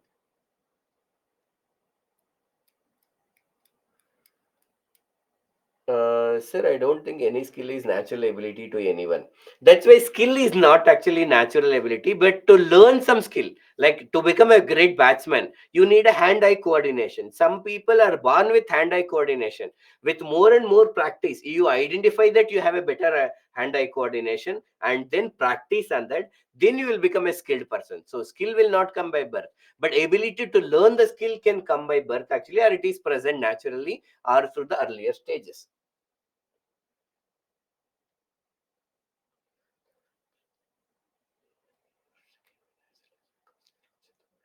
We are not ignoring everyone actually, anybody, Shweta actually. And sir, we want to know wisdom. Wisdom, see, knowledge, intelligence, and wisdom. Knowledge is understanding, intelligence is applying. Actually, once we apply, we'll get experience so that we know where to use our knowledge, where not to use our knowledge, how to use our knowledge. So we'll get more and more clarity with more and more experience. That is called as simply wisdom. Again, you will get more clarity in the future. Say shallow, we have discussed integrity, we asked what is doubt also. In simple, so there's a student asking what is integrity. Ethics is knowing what is right and wrong. Integrity is following the ethics in our life. There may be many challenges we may get actually. That is some temptation, some pressure. We should not get influenced by temptation, not get succumb to the pressure. So you may get access to, if you might not have attended earlier, please go through that. We have explained in simple way. So without getting influenced by the temptation and not getting succumb to the pressure, if you follow what is right, then you are a person with integrity. So can we say wisdom is more powerful than intelligence? So normally in ethics paper, one is more powerful than other is very difficult to say. Knowledge is important, intelligence is important, wisdom is important. Everything has its role. Whether heart is important, kidney is important, or finger is important, I say all three are important actually, including the hairs, ears, and everything. Everybody has their role actually. Same way, knowledge is also required, intelligence is also required, and wisdom is also required. One is not necessarily above the other. Few things we can have only knowledge, few only things we can apply, few things only we can get experience. Okay, let's we go further. We have understood what is ethics, what is integrity, and what is aptitude. Now the total syllabus, though the title is ethics, integrity, and aptitude, if you want to divide the chapters, actually there are three chapters are there. If you want to divide according to the units or the chapters, we can divide the whole syllabus into three chapters. One is known as ethics, second one is civil service values, and the third one is ethics in governance. As far as the portion and the number of questions are asked, actually close to 40% of the syllabus is actually based on ethics, where we will try to understand what is right and wrong, how to come to a conclusion about what is right and wrong, what are the factors that we need to keep in mind when we are deciding what is right and wrong. This is our syllabus actually related to ethics under the chapter 1. Now our next 40% of our syllabus is actually civil service values. As an individual, first I will understand what is right and wrong, how to come up with the decision of what is right and wrong. Once I understood, because I'm going to become a civil servant, I have to acquire some qualities that is considered to be important for a civil servant. So we will try to acquire those civil service values, and that is around 40% of the syllabus. Now I know what is right and wrong, I have learned some qualities required for a civil servant, I need to apply it in the governance. so that we bring ethics in the governance. That is around 20% of syllabus. So the total syllabus we can classify into three chapters. One is ethics, second one is civil service values, and ethics in the governance. So these are the three chapters which are present in the syllabus. Only three chapters and 250 marks. And we say, see, normally in GS paper 3, you have a subject called economics is there, environment is there, disaster management is there, internal security is there, science and technology is there, right? You can see that different subjects are clubbed together. Now, in this ethics, integrity, aptitude, they are not the three different subjects like your science and technology, internal security, disaster management. These three are not different subjects, they are only one subject, that is called ethics. But for the chapter prep wise, actually we can classify into three, and all three are interrelated. Knowing what is right and wrong, acquiring the some qualities that is required to become a civil servant, and then applying both, actually whatever, to bring ethics in the governance. So the total we are having this. Now this governance topic, whatever we discuss from ethical perspective. Many of the concepts that we discuss in this governance will also be repeated in the GS paper 2.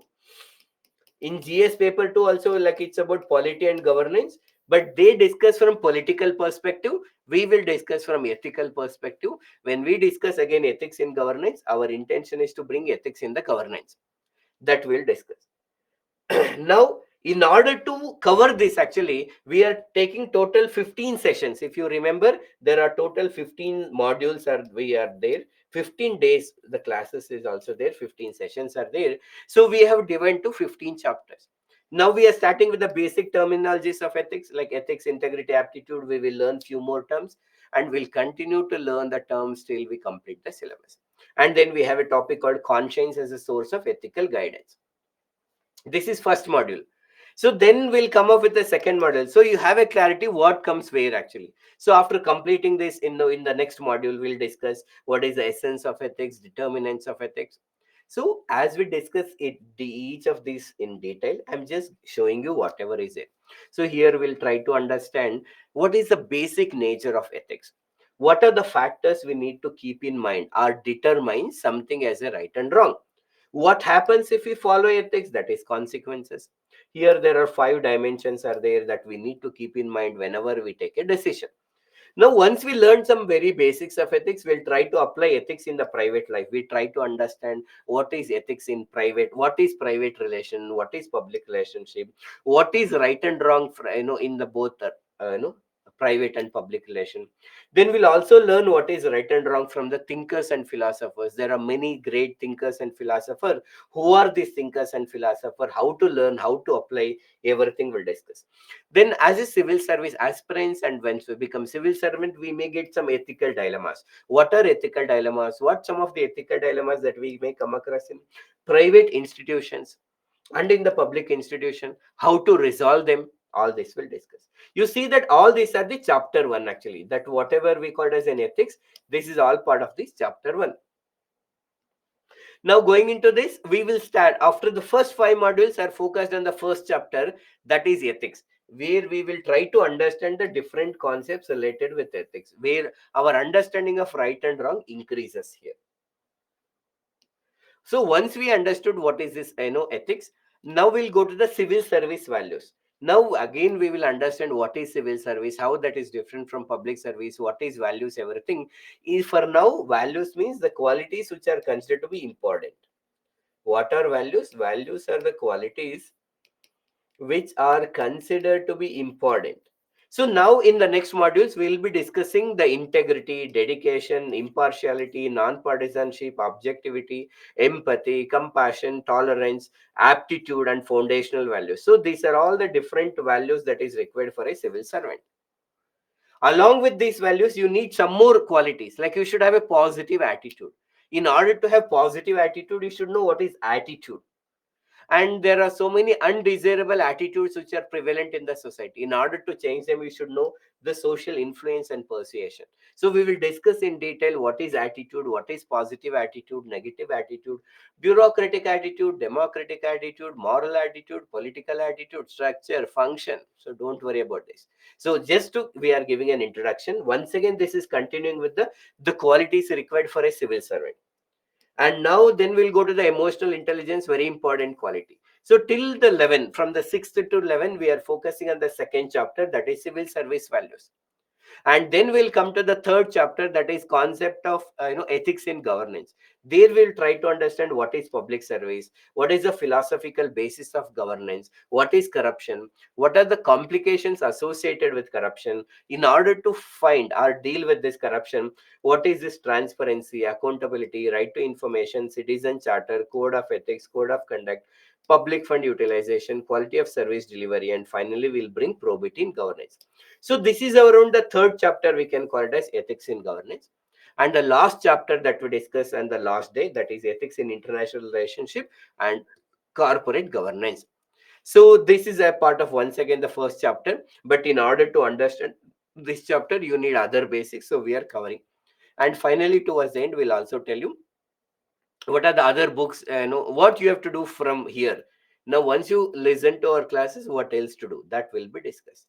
This is about what is the syllabus and what we will cover in the next 15 days, so that you have some idea what will happen. So this is the order also will follow. We have given module wise actually, usually one day one module, but it will not happen exactly, but because it is not mechanical process, many times the flow also depends upon what kind of questions you ask and everything. So we are not a way rigid, like we will strictly cover this, but we'll cover everything. Okay. But the process actually exactly one module per day may not happen, but more or less one module per day, 15 modules will cover everything in the 15 days. Now, any doubts? Are we clear about this?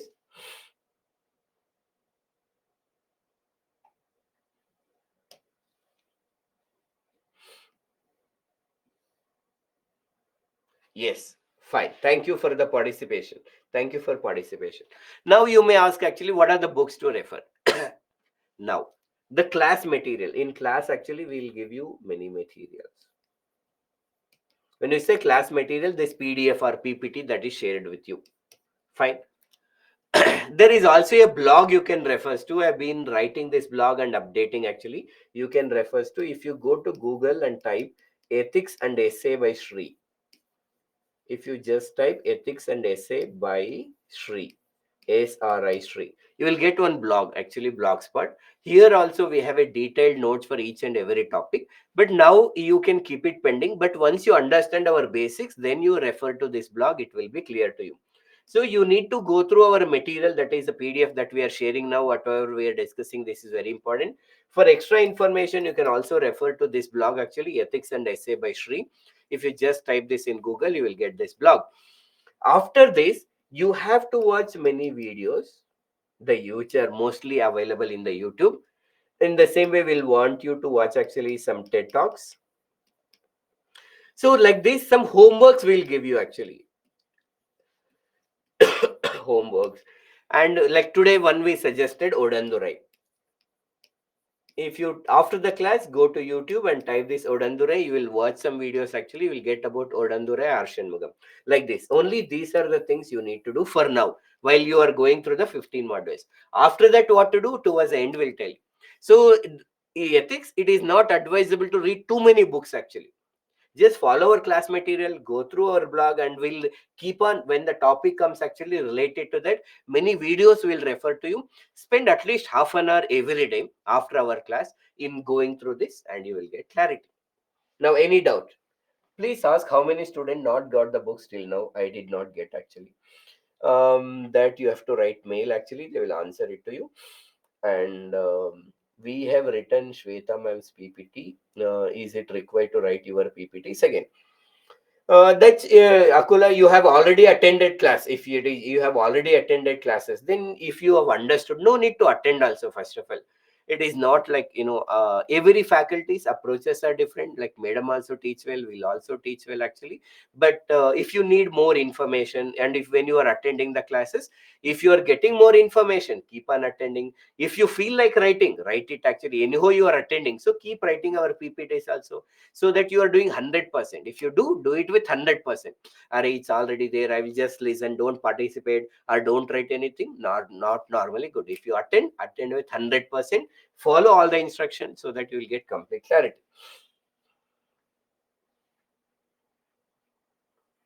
Sir, what about the Byju's book provided? So, whatever the Byju's material that we provided, actually keep it with you. And when you are going through, like suppose we discuss something about objectivity, and you need more clarity, as a reference book, you can also keep it that we have provided. That's a good book actually, but you no need to go through from first page to last page.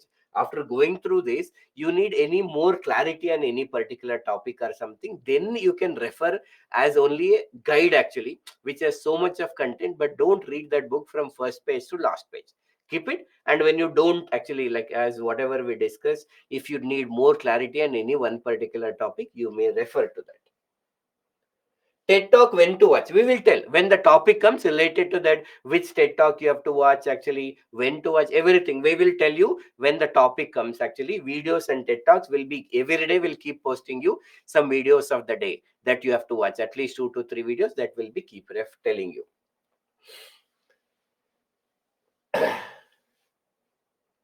Evening batch actually, like as of now, I'm not taking actually. Now we are focusing only on the morning batch.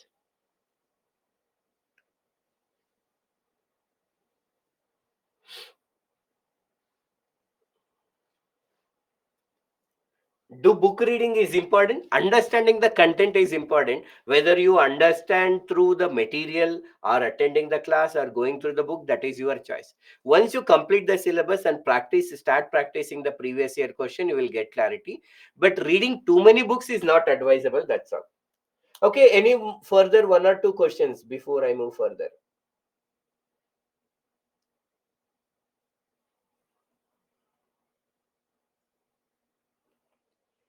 Evening batch, you will come to know in the evening actually, Shalu. For now I don't have the information on that. Any other questions related to this?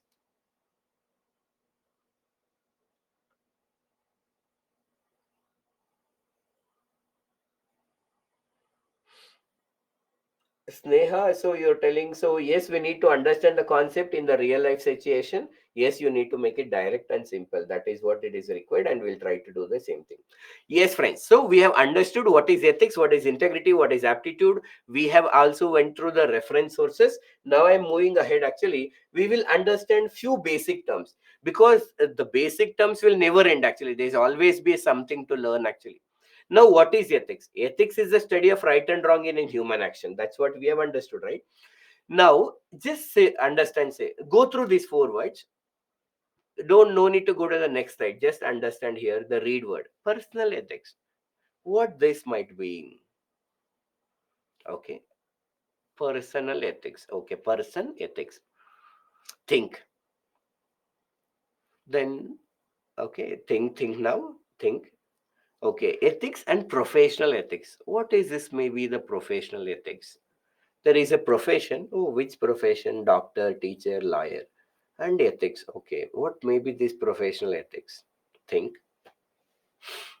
We have ethics and environmental ethics. What is this? Ethics, okay, but what is this environmental ethics? Okay. Okay. So bioethics. So ethics we know, and bio. What is this bio means actually? Okay, biology I know, but what is this bioethics actually? Think about it. Okay, now see, ethics is just a concept of right and wrong. The concept of right and wrong, according to a person, is personal ethics. What individual level, whatever I consider as a right and wrong, actually at individual level, that is known as personal ethics. As an individual, what I consider as a right and wrong that I'll follow in my life, actually, with my friends, family members, and with myself, is the personal ethics. The concept of right and wrong associated with the professions, any profession like civil service is a profession, doctor, teacher, lawyer, and everything, there is a concept of right and wrong that is associated, that is known as professional ethics. That is known as professional ethics. For example, as a doctor, I may have access to some personal informations of the patients. I have to maintain the privacy of that information. I should not misuse that, the personal information that I have access to. That is the professional ethics for a doctor. In the same way, there might be some professional ethics that you know for a lawyer, for a teacher. We will also discuss what is right and wrong for a civil servant, professional ethics. Anyhow, we'll discuss. Okay, so the concept of right and wrong associated with the profession is known as professional ethics. Normally, which is important? Both are important. I, as an individual in my life, I'll follow personal ethics. But when it comes to the profession, first thing, I have to choose a profession that matches with my personal ethics, what with my personality, with my understanding of what is right and wrong, who I as an individual. For example, at individual life, I believe in a religion, some religion I believe in, I'll follow in my life. That is fine. But when I come to my profession, I respect the people belong to all the religion. I treat everybody in a fair way. I don't discriminate just because actually they belong to my religion or other religion. That's the professional ethics. Some people believe that I follow this religion here, my holy book this is, and this is only important, and I want everybody to follow only my religion, and only my religion is great and all other religions are worst. Even this mindset I'm having, and I'm coming to a civil services, then I cannot definitely do the justice. If I'm coming to this profession, make sure that, like, as professional ethics, for example, for a Hindu, if Bhagavad Gita is important, for a Muslim, Quran is important, for a Christian, Bible is important, for a civil servant, Constitution is important. One of the fundamental of Constitution is secularism. And if I don't believe in secularism and choosing this profession, then I cannot do the justice. Make sure that the a profession that you are entering is also matches with the person who are you, the you as a person. Suppose if I'm a person who thinks that I don't care for other people, I just live my life, whatever opportunities I'll get it, I use it for my own benefit actually or something.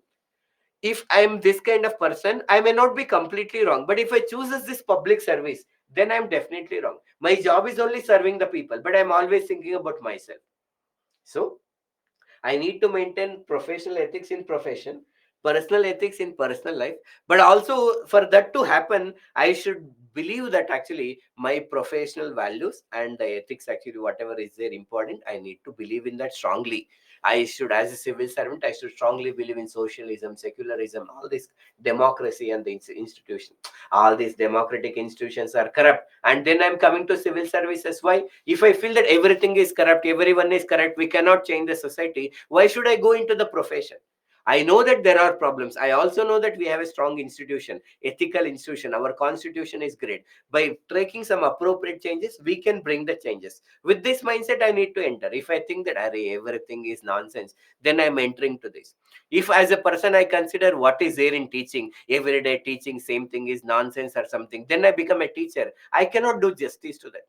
I should find happiness when we are able to make other person understand whatever we know. Or this person is help that we are able to help the other people to understand the concept in a clear way. And if that gives me happiness, then I should have to become the teacher.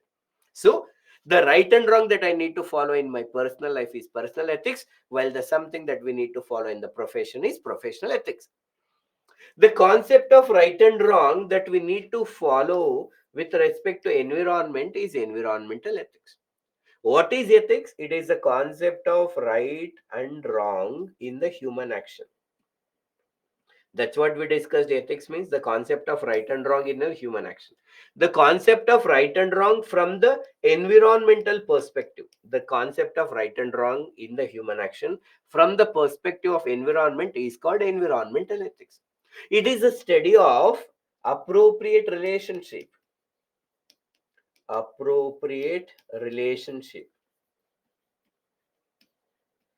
between human beings and environment. Appropriate relationship between the human beings and environment is known as actually environmental ethics. It is a study of appropriate relationship between them. It is a study of human beings responsibilities towards the environment. It is a study of human beings responsibilities. It is a study of human beings responsibilities towards the environment. Sir, which one is correct? You may ask. All are correct. We are just presenting in it a different way. You no need to have only one definition. So it is a study of right and wrong in human action from the perspective of environment is environmental ethics. It is a study of appropriate relationship between human beings and environment is actually environmental ethics. It is a study of human beings' responsibilities towards the environment. What is right and wrong actually? That is known as environmental ethics. So according to the environmental ethics, earth and its resources. Earth, we have earth and there are many resources also.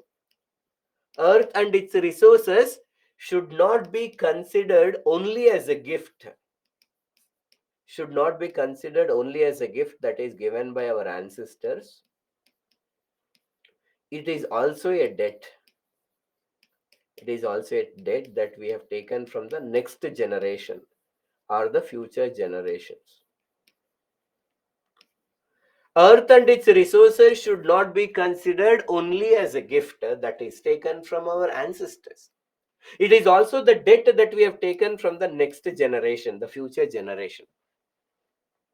This is known as environmental ethics. What does it mean? If you are giving me gift, hope that you will give me once you clear this examination through your words. Okay, though we should not expect it, just for fun. So if you give me some gift, actually I can use it. That's fine, right? So, but earth and its resources is not only the gift that is given by our ancestor. It is a gift, but not only the gift actually. Okay, we have taken, but it is also the debt that we have taken from the future generation.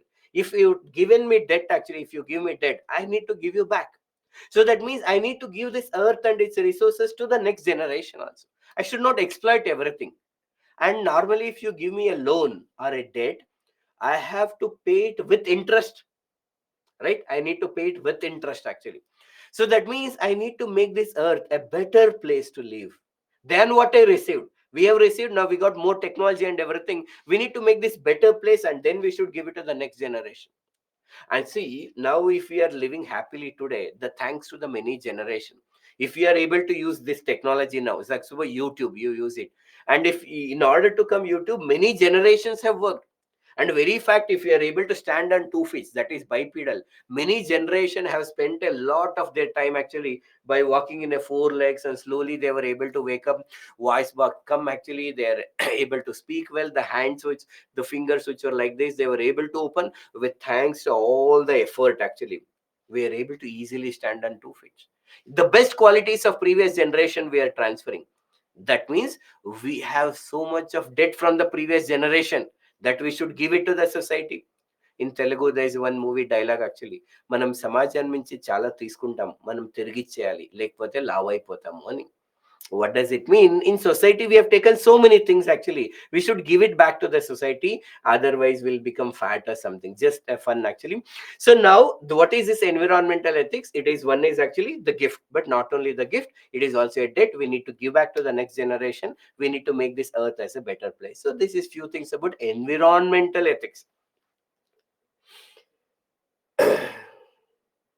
Now, Chitturi, are you from AP? I'll be keep using different languages in our journey. Now, you may, whenever you're free, identify which state I may belong to.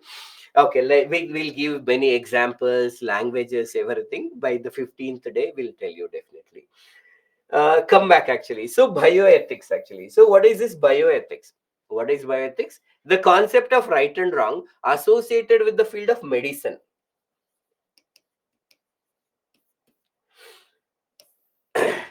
Okay, so because there is so much of advancement that is happening, advancement that is happening in the science and technology, there are many questions come in the medicine. For example, if we can do some alteration in the genes, theoretically it is possible to create the babies the way we want. For example, some people face discrimination because of their color. Suppose, though we should not definitely discriminate the people just because they are darker in color, but they face. If the theoretically it is possible to create only fair color babies, or the less the color not so colored people, so we have a darker color or lighter color. So lighter colored people only. Is it okay to do? Some people face discrimination because they have a less height actually compared to other people. If it is possible to create all our 6 feet plus actually, do we have to create it? Or do we need to interfere or not? In the same way, some people born with disabilities, if we can able to change and can create a babies actually without by genetic changes and can create a babies without disabilities, then do we have to do it? When do we have to interfere, when we should not interfere? Now the technology has made it possible to follow the surrogacy. Once again, you studies this surrogacy and all in current affairs and science and technology. For now, for example, if the two couple A and B, because of some reason we are not able to give birth to the next generation, then we can take the help of a woman actually, my maybe taking the sperm from me and the egg from my wife, actually we can introduce in the womb of another person, and she will grow our babies, and once the delivery is over, she will give back the baby to us in simple surrogacy. Now, are we going against the nature? Some by nature actually create some people who are fertile, infertile, or some reasons are created. That's how balance is maintained actually. By going this artificial method, are we doing wrong to the society, creating excess population that is not required? So now, whether it is correct or wrong, actually, euthanasia. Now, in simple, these are actually you will learn actually. For now, euthanasia means suppose I'm a person who is suffering from a disease where there is no known treatment is there, no treatment. I am on bedridden actually. Suppose a person, and there is a very less chances that there will be a treatment in the immediate future. In the immediate future, no guarantee of getting the treatment. So I am lying on my bed. Parents actually are whoever the well wishers are the my people that we call it as. They are suffering every day. One is financial suffering is happening. At the same time, if, suppose if I die one day, they might cry for 3 days and they will get adjusted in their life. But I don't know whether I'll get alive, I'll become alive or die or something. Still, they are suffering. So, in order to end this, how about giving artificial death to this person? There, the concept of euthanasia will come.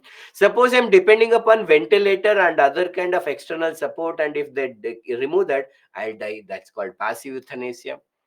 If can by giving some medicines actually or injections which are harmful to my body, I can be killed. So that is actually active euthanasia.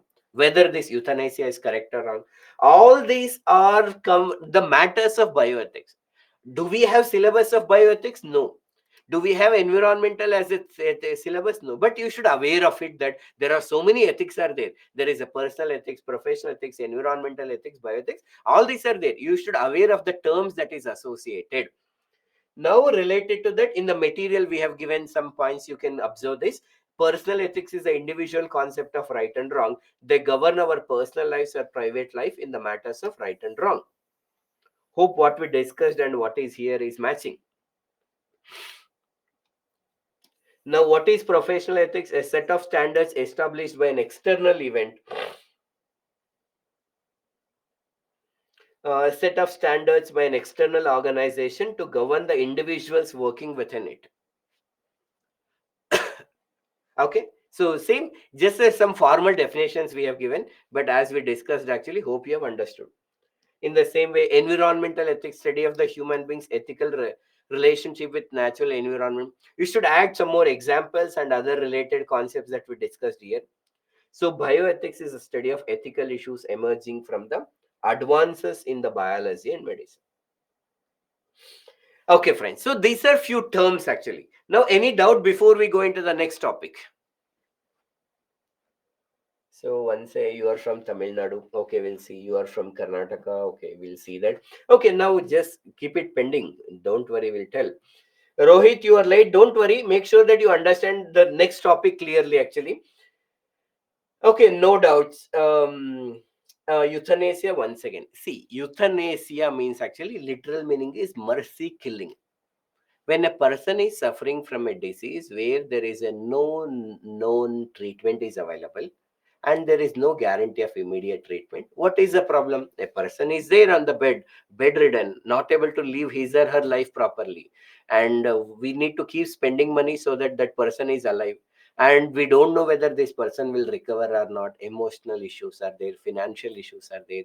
In order to find a solution, one way to do this is actually make sure, like, when that person is depending upon external support, and if you remove, that person may die, or by giving some medicine or drugs or actually poisonous injection that may be harmful to that person may die. This is known as euthanasia. Once again, we just told it because these are all the terms comes in the bioethics which are not there in our syllabus, but you should know that there is something called bioethics and environmental ethics. Okay, so it is clear. Now, if you want to understand ethics, actually, one important topic we need to understand is conscience.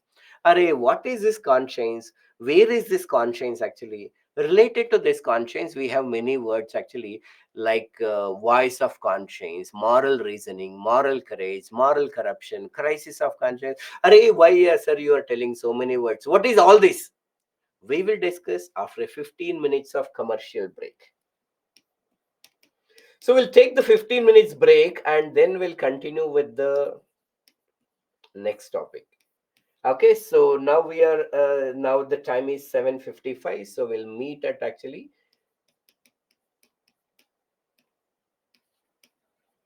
8:10. Close to that time we'll meet.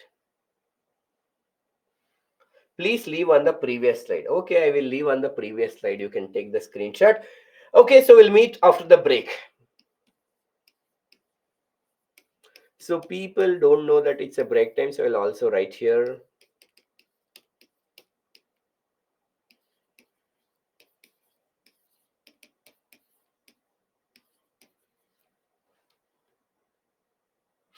Slide in which you were explaining. Okay, so okay, I will leave here actually. Okay, friends, let's we come back after 15 minutes.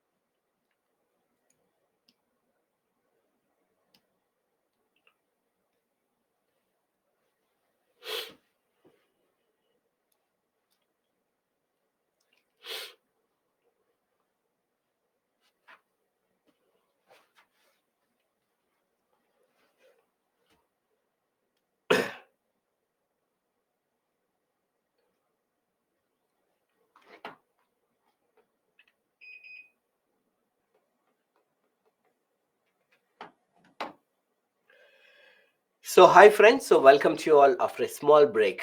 Hope I'm audible. Hope you enjoyed your classes as well as the break. Okay, thank you. So, those who have joined late, we have started our discussion about ethics, integrity, and aptitude. This is the first day of our class. So, as a part of first part of this, we have understood what is ethics, what is integrity, what is aptitude, and some concepts related to this. And we have seen that there are three chapters we can divide this total syllabus into. That is ethics, civil service values, and ethics in governance. We also have a look at the 15 modules that we are going to discuss. Now we'll be starting with this topic called as conscience. Any doubt from the previous class before we go ahead? Those who have joined late are joining now. Forget about what happened. Actually, focus on the present session now. Folks, start fresh now. And if you get any doubt, you can ask.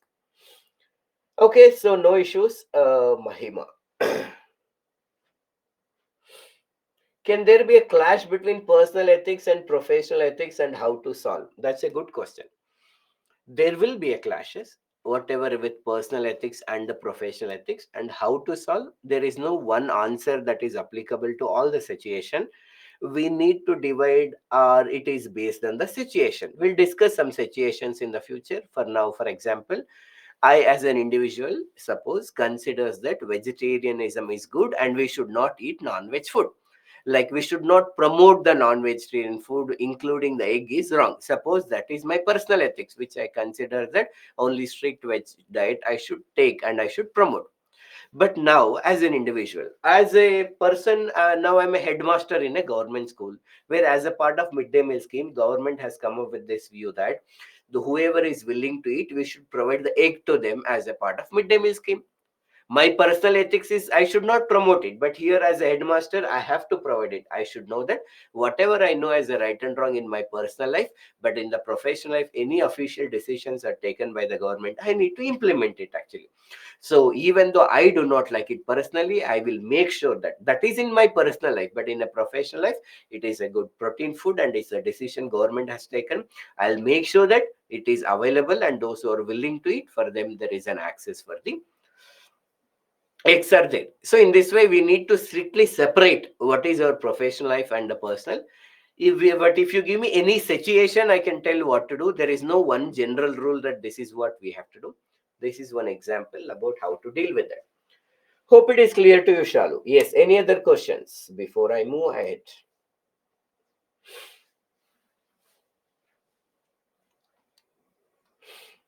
Okay, yes, you have understood.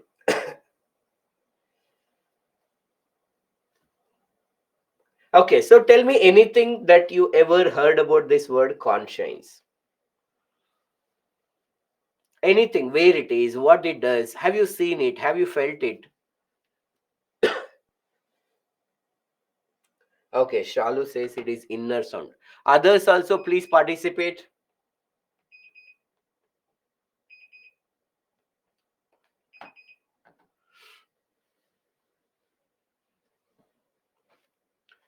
It is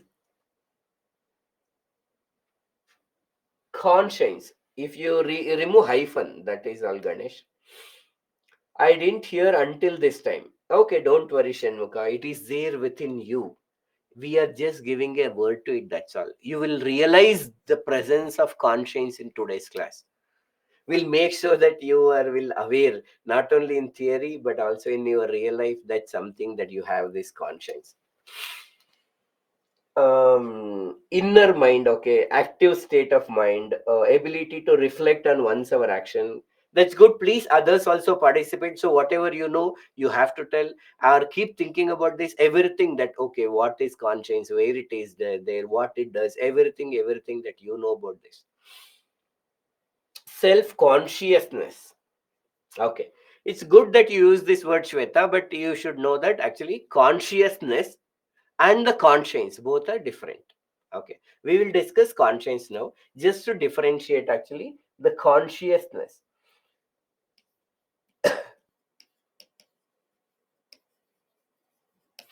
This word consciousness is different from the word conscience.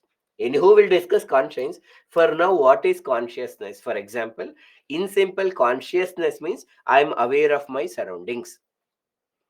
I know that, like, I'm a teacher here, I'm teaching here, there is some good temperature around me, actually, where I'm locating, what I'm doing, actually, everything I'm aware of it, actually, what I'm speaking, what is the role that I'm playing, everything I'm aware of it, actually. This is called I'm having the consciousness.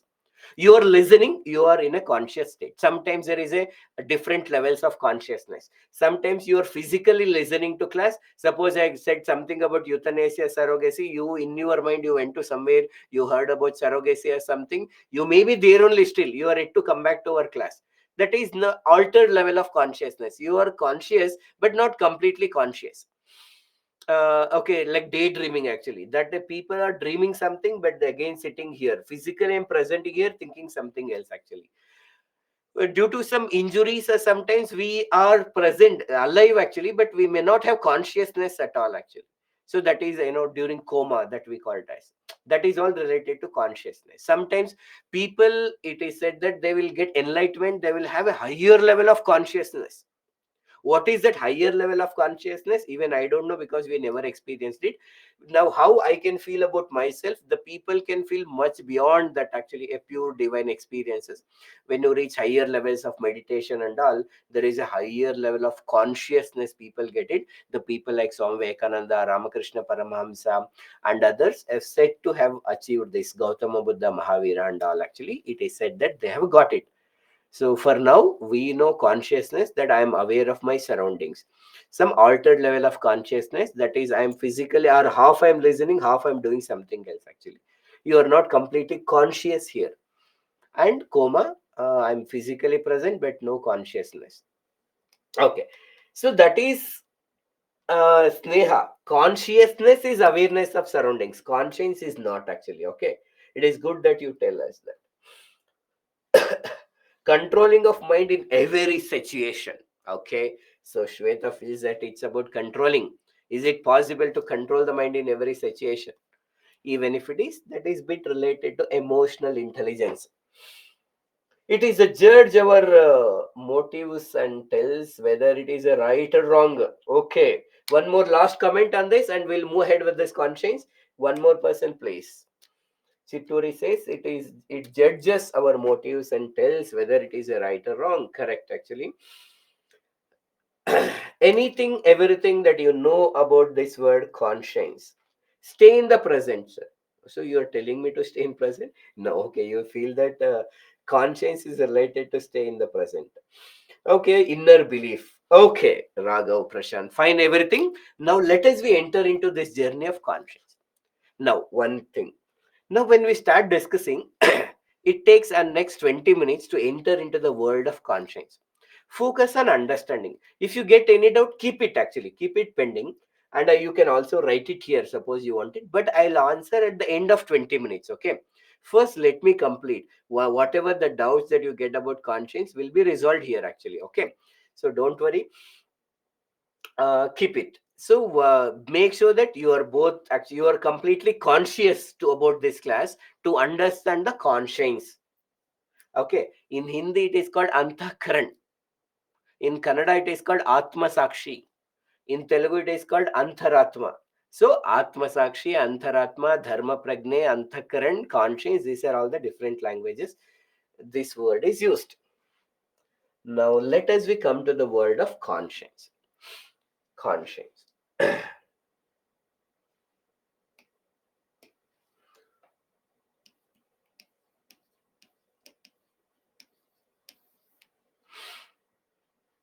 What is conscience? Conscience is the inner sense of right or wrong. Right or wrong.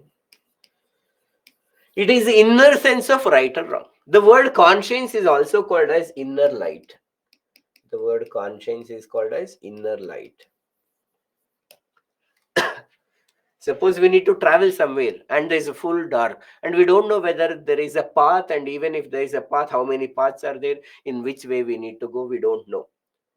But when we have a conscience, It will guide us actually. If there is a light, there is a present, we can decide whether to move this direction or not. In the same way, we have a light within ourselves that will guide us. This is right, you have to go. This is wrong, you should not go.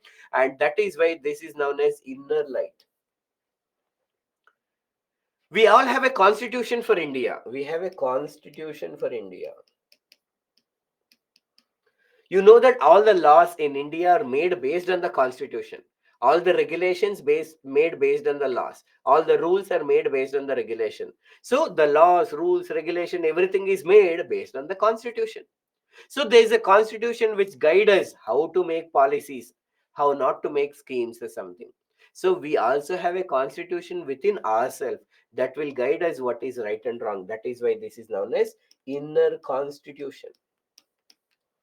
The conscience is also called as inner light or the inner constitution. What is conscience? It is the inner sense of right or wrong. Whenever we are involved in a struggle, okay, we take this black only.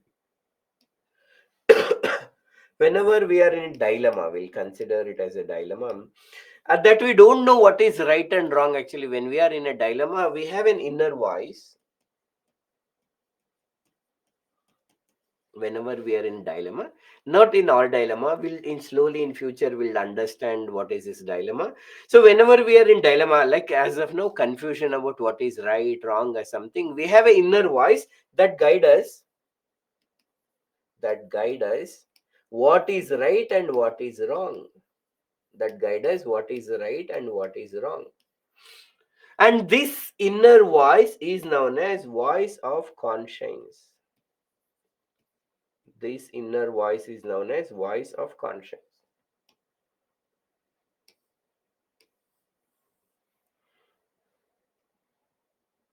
What is voice of conscience? Whenever we are involved in a dilemma, our inner voice guides us what is right and what is wrong, and this is known as voice of conscience. Now imagine this situation. Be with me. Make sure you are present with me. Situation number one. I am standing here. Hope you can see me. Okay. So situation number one. I am riding two-wheeler. This is hypothetical situation. So I am riding two-wheeler. So I got a call from my friend. I am speaking to him. So I am talking on a phone. Actually, I am also riding a two-wheeler. And I also see that there's some people who are playing the cricket. Some 8 to 10 kids are there who are around the age of 8 to 10 also. They're playing the cricket. So suddenly, as a part of cricket, a ball came into the middle of the road, and the person who is a part of fielding has come to the middle of the road. I was riding the two-wheeler with one hand, talking into a phone actually also. Suddenly, I couldn't able to control the brake because this person has rushed in a very sudden way. So I made an accident to this child who is around 10-year-old, and they severely bleeding. Those 7 kids who are a part of this cricket team, they're shocked to see this. They don't know what to do. They went to his home to inform his parents. Now, in this situation, I am who made this accident, and there's an 8-year-old or 10-year-old kid actually who is severely bleeding. In generally, we feel like our conscience is telling to us actually, no matter whether it is his mistake or your mistake, first you go and do the first aid, saving the stop the bleeding. That is more important. We feel like somebody is telling to us. So that is the inner voice that guides us what is right and wrong actually, and this is known as voice of conscience. Clear? Now situation number two. In this situation number two, like I am a civil servant officer, and there is a person, like in integrity we discussed about this person. Okay, we'll consider this person name is Ramesh. This Ramesh is there who is asking for me for some tender approval, some project approval from the government. Though the online and everything is there, but still, if somebody want to do manipulation, there's always be a possibility to do manipulation. That's why only technology cannot stop the people from doing involving in the corruption. So, as a civil servant, I know that this person is a corrupt. We should not give the tender. But this person is asking, sir, you don't worry, sir. Every time you are all seniors have given the project to me only, I'll pay you whatever the money that you want. Make sure that you have to give tender to me. As a person who studied ethics, cleared this examination, I am aware that actually I should not do this. Normally, our conscience says that no matter what, I should not give the tender or a project approval to this person because this person is involved in a corruption. The quality of the work is not good. We feel like somebody is saying to us. This is known as the voice of conscience. We get the moment when we get actually a thought, actually we are getting some clarity about what is right and wrong. But what do we do then? We will start doing the logical and ethical analysis of consequences. Analysis of consequences. So what we'll start be doing is logical and ethical analysis of consequences. This process of analyzing the consequences is known as moral reasoning.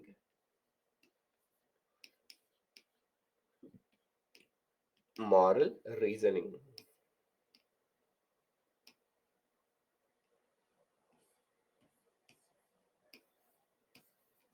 So what is moral reasoning? Logical and ethical analysis of consequences of our decisions. Now, coming back to the example number one, I'm here, I made an accident. There's a person who is riding this two wheeler in one side in a car, riding the bike, and made an accident here. Now, I'll start doing this actually. Now, my conscience is telling to go and do this. But logically, if I think actually, if I stay here for a few more seconds, if the kids' parents actually, the kids went to tell his parents, they will come actually, and they might scold me, they might beat me. Possibilities are there. They don't ask question who is right wrong when there is a problem. Usually the group of people, I am alone actually, they might beat me also, scold me also. I have to take this child to the hospital, I have to spend time, I have to spend money, I have to face legal consequences also. Okay, this is all this analysis I'm doing it actually. Logically this is happening. Correct. Logical analysis of consequences, this is called.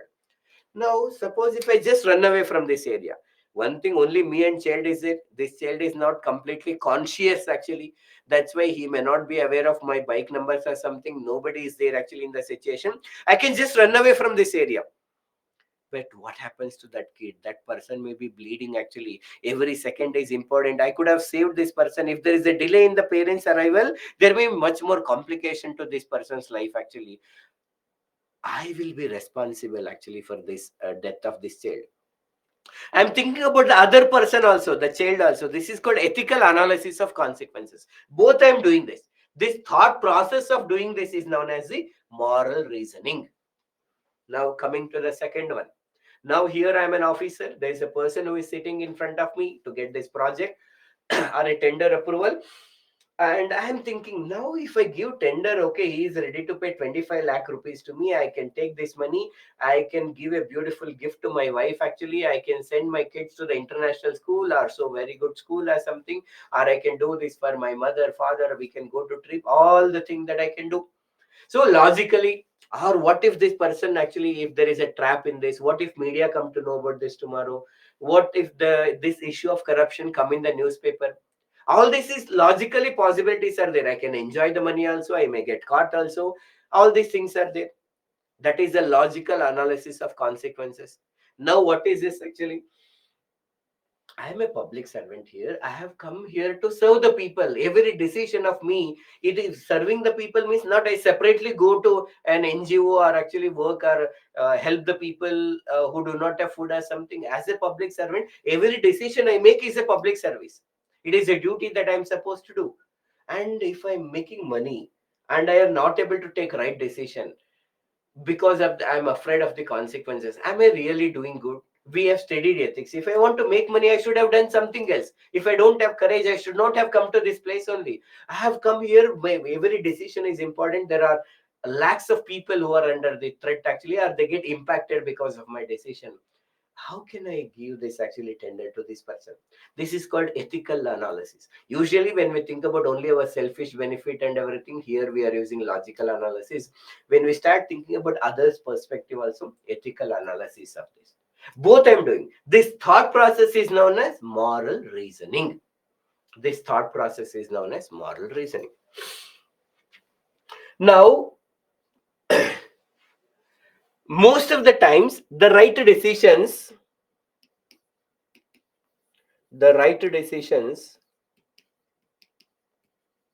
or right decisions may involve adverse consequences. May involve adverse consequences. It requires a courage. See what we're telling? It requires a courage to take a right decision in spite of the adverse consequences. And this courage is known as moral courage.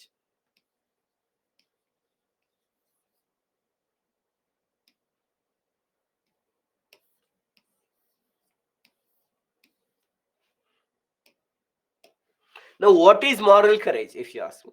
Moral courage, see, all the keywords are here. It is a courage which is required to take the right decision in spite of the adverse consequences, the difficult situations that we may face.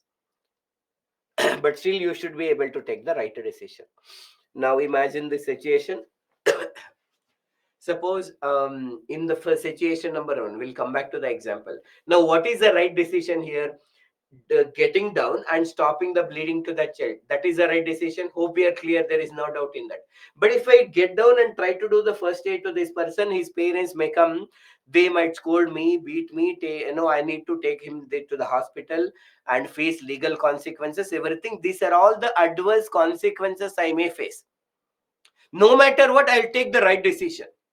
ఏది ఏం problem అయినా సర్లేదు, నేను ఏది కరెక్టో అదే చేస్తాను. No matter what the problem, I do whatever is the right thing actually, because it is the right thing to do. So if I want to come to this conclusion, I need to have some mental strength actually. And this mental strength, courage is actually, what is courage? Courage is a mental strength. The mental strength that is required to take the right decision in spite of the adverse consequences is known as moral courage. In the second situation, what is the right decision? As a civil servant officer, I should not give the tender to this person. If I do not do that, this person may be very powerful person. He might try to bring pressure on me. So there may be some seniors who want to, they might transfer me to some other area. There may be some false complaints which are filed. I'm losing the 25 lakh rupees. All these are the difficult situation. When we transfer to another area, our parents get affected, family members get affected by this actually. In spite of all this actually, if I have to take the right decision, I need some mental strength, and that is known as moral courage. And that is known as moral courage. Keep that as a pending. Hope you are clear now. So now let me take another slide. I'll come back to the previous slide also. Okay, don't worry. I'll come back to the previous slide. Not all the people will have moral courage. Okay, not all the people will have moral courage. ಪ್ರತಿಯೊಬ್ಬರಿಗೂ ನೈತಿಕ ಧೈರ್ಯ ಅನ್ನೋದೇನು ಇರೋದಿಲ್ಲ actually. So ತುಂಬಾ ಜನಕ್ಕೆ ಇರೋದಿಲ್ಲ. So not many people will have the moral courage. So don't worry, if I use some vernacular language, every word will be translated in English 99%. Sometimes in order for a better use actually to understand other things, we may use that. So you can ignore it, those who are from the other languages. So not all the people will have moral courage. When you do not have when the people do not have the moral courage, we get influenced by temptations. When we don't have the moral courage, we get influenced by the temptations, or we may get succumb to pressure. In the previous session, we discussed what is this getting influenced by temptation, getting succumb to pressure. During those situations, we take decisions. We take decision against our conscience. We take decisions against the conscience. And this is known as moral corruption. This is known as moral corruption.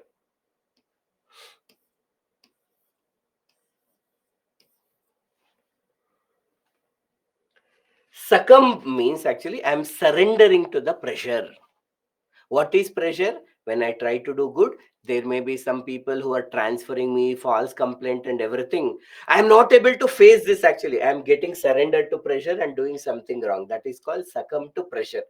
So when I don't have moral courage, the previous slide we have seen, then like what is happened, I will explain with the help of. So now what is this pressure? Now actually coming back to the situation, example number one. Now there is a child who met with an accident. I know the right decision is to do the first aid, but there is so much of pressure. What is that pressure actually? So that parents may come, they might scold me, they might beat me, that is everything. I'm not able to face all of that. So that is called I'm getting surrendered to pressure. and I've decided to go away from this area. I decided to run away. What is this decision? Against my conscience. So my conscience is telling to do the first aid, but I'm not ready to face all of this. I just ran away. This is called taking a decision against our conscience, and this is known as moral corruption. Now, in the second case, my conscience is telling me that actually, what is my conscience is telling? Not to give the tender. But there is a temptation of 25 lakh rupees, one small signature, 25 lakh rupees, it will give it to me. And because anyhow, previous officer also has given the contract, nobody will come to know. So I thought about this and I was given the signature and I've, make sure that this person got a tender. I got 25 lakh rupees. So this is called moral corruption, where I got influenced by the temptations. When we get influenced by the temptation or get succumbed to pressure and take a decision against our conscience, taken the decision against our conscience, it leads to the feel of guilt. ನಮ್ಮಲ್ಲಿ ತಪ್ಪಿತಸ್ಥ ಭಾವನೆ ಮೂಡುತ್ತದೆ. It leads to the feel of guilt, where we are not comfortable with ourselves. Where we are not comfortable with ourselves, or it is also ourselves, you can say, because it is a plural. People say ourselves also, but you can also use ourselves. So where I do feel the guilt actually, where I'm not feeling comfortable with myself, and this situation is known as crisis of conscience. In Hindi it is called antahkaran ka sankat, crisis of conscience.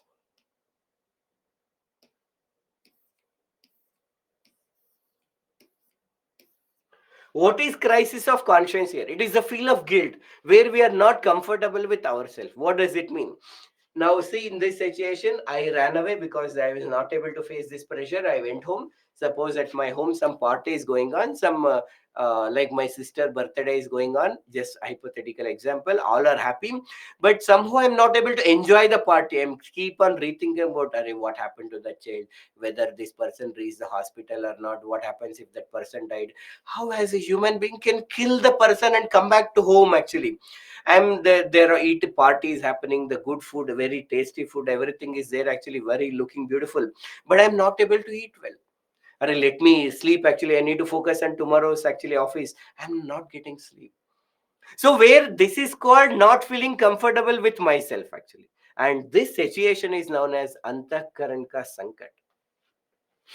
And in the second situation, suppose I got 25 lakh rupees, I went home actually, and next day I'm getting ready to the office, and there's a mirror where I see, Srinivas, IAS officer, but I'm not getting respect for myself. I know I have promised that I'll be abide by the constitution. I've told that learned ethics, sympathy, empathy, compassion, everything. But what I'm doing, I'm just become another person who is involved in a corruption. While preparing, I thought I want to end the corruption, but now I'm a part of this corruption. When I think of myself, actually I'm feeling inferior about myself. Actually, I'm losing my self-respect. I'm feeling guilt for what I'm doing. So this situation where I'm not at all comfortable with myself is known as actually crisis of conscience. Now coming back to this actually, so what is conscience? Conscience is the inner sense of right or wrong. Voice of conscience is whenever we are in a confusion, our antaratma will tell what is right and what is wrong. This inner voice is known as voice of conscience. Then this is the moment something happened, based on the pre-existing knowledge, we will find that actually whether something is right and wrong. But then we will start doing the analysis of our consequences, what is actually right, wrong, and everything. And this logical and ethical analysis of consequences is known as moral reasoning. But most of the times, if you want to do right, actually, see, if I do right, if I get benefit, no confusion, only we do. If I do something, I'll get money, we do it. But when we do the right thing, we may face some problems in our life. In spite of those problems, if I want to take a right decision, I need this mental strength, and this is known as moral courage.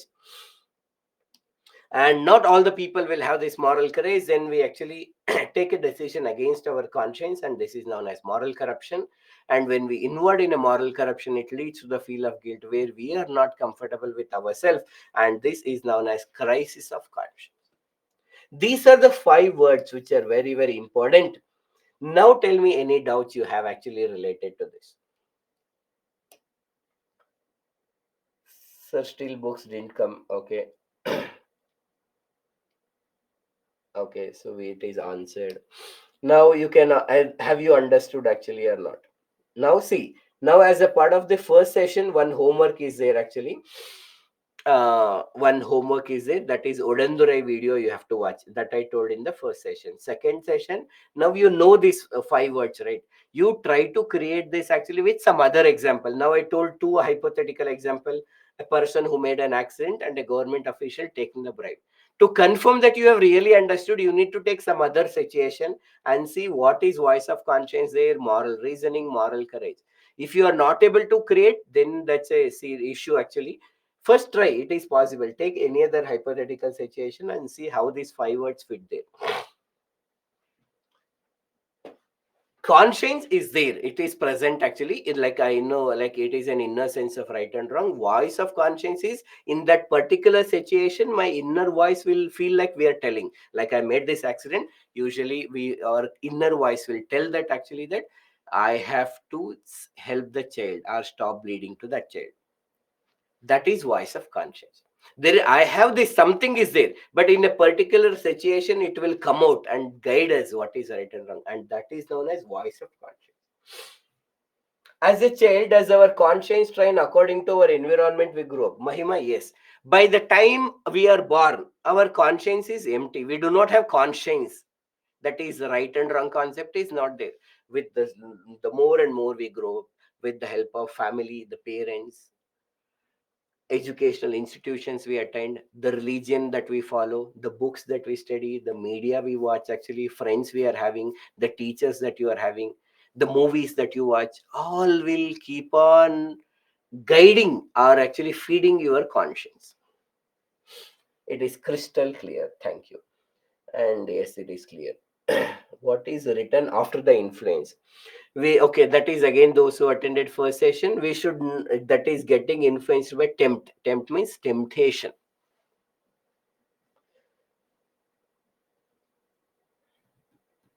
Some people deliberately not interested in doing the right thing, even if it is the right thing. That doesn't mean that with adverse consequences. Maybe they don't want to face negative consequences. Suppose I know something right, but I don't want to do deliberately. Why? Because I'm not ready to face.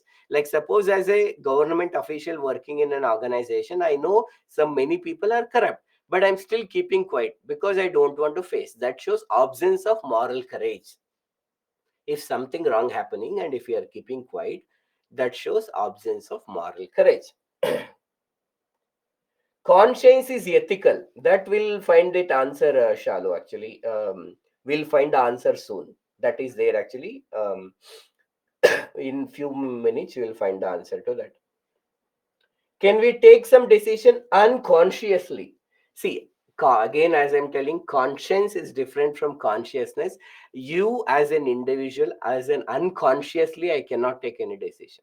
Without using my conscience, I may take, but unconscious, conscious, if I'm unconscious means I'm not aware of anything. Who am I, what I'm doing and everything actually, then I cannot take decision. Unconsciously, I cannot take Prashik. If the person is convicted, then what is the inner voice of the guilt? Then it is also called as crisis of conscience. Any situation where I know that I have done a wrong and I'm making this actually, uh, feeling guilt for it, then I am facing the crisis of conscience. To give you further clarity, that is okay. We'll take one more slide and we'll explain to you one concept. Now tell me, there is actually a person called A. There is a person called A who is a 10th standard student who recently copied in the examination. There's some recent examination was held. He copied and got a good marks actually. So a 10th class student in one of the school level examination, he copied and got a good marks. There's a person called B who is a government official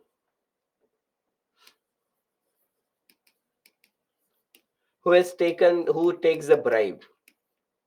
For doing some work, this person got a bribe actually. And C is a woman, so she is married and she is having extramarital affair.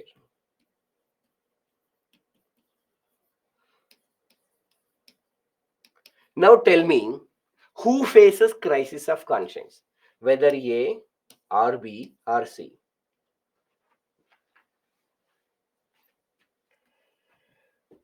A 10th class student copied in the exam, government official taking the bribe, woman having extramarital affair. Who faces crisis of conscience? So we are getting some answers like B, some are C, some are B and C. So A is okay. Some are say all. Now one answer is none. None? Is it an answer actually or anybody? Okay, A, B, C, B and C all. That's a good question. If you think actually you will get one more concept clear here.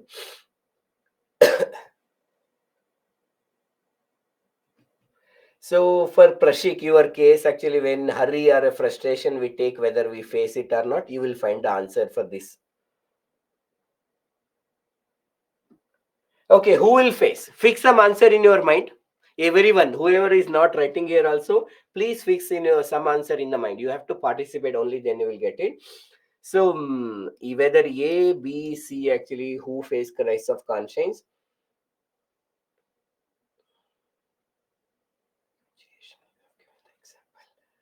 Since he doesn't know more about conscience, B and C will have more crisis of conscience. All okay. Now listen to my explanation. Now stop giving the answers because we focus here. This will give a more clarity, one step ahead of this clarity for the conscience. See here, what is the answer? All three may face crisis of conscience. All three may not face crisis of conscience. That depends on their conscience. We cannot tell. Like for example, the conscience is related to that individual actually. Now we may say whether A is right or wrong, B is right or wrong, C is right or wrong from our perspective. But whether they will face crisis of conscience is an individual, A may face or may not face, that only A can answer. We cannot tell whether you face crisis of conscience or not. No. For example, if I'm A as a 10th class student, if I know that copying is wrong actually and everything, it was completely trained into my mind, copied in the examination, but I copied. Then though all are appreciating actually that I got a first rank, I may not enjoying because I know that array I did not get it from the genuine way. I copied in the examination and I got it. So I am facing crisis of conscience. Now think of this. Suppose I am very clear. I want to go to the cinema field actually and become a great director like Rajamouli, the director of Triple R and Bahubali. That is my goal. All these actually studies are not important to me, but my parents don't allow me. So till 18 years, I have to just study for the sake of my parents. I am already working on how to become a director and everything. So I am very clear. I don't want this education system. And then with that mindset, if I copied in the examination, I may not feel crisis of conscience. Same way as a government official, if I'm very clear that taking the bribe is wrong and I know the negative impacts that is happening to the people, and then I'm taking the bribe, I feel crisis of conscience. But if I'm a government official who thinks like that, see, first of all, there is nothing wrong in taking the bribe. Everybody takes the bribe. If I don't take, my junior will take. If I don't take, my senior will take. Politician will take. We say that we are working for the people. The very people are only corrupt. They vote for the people after taking 1,000 to 1,500 rupees, and you expect them to be ethical. If you vote properly, then we can be ethically because they support ethics. You vote, take 1,500 and vote, and you expect the politicians to be ethical, and you expect the official actually to be ethical. No, it will not work. That is why ethics is good to listen in the class, but bribe is okay in the office. If I'm a person who thinks like this and then taking bribe, it may be wrong from other perspective, from law perspective and everything, but this person may not feel crisis of conscience. Same way, if they see she knows that extramarital affair is, she feels that is wrong and she is doing, she may feel guilty. But if she is very clear, suppose she is in love with some person, but her parents did not agree, then there's a forceful marriage actually that is happening. So if she doesn't like this person because of her parents, she is married, then when she sleeps with her husband, that is actually called prostitution.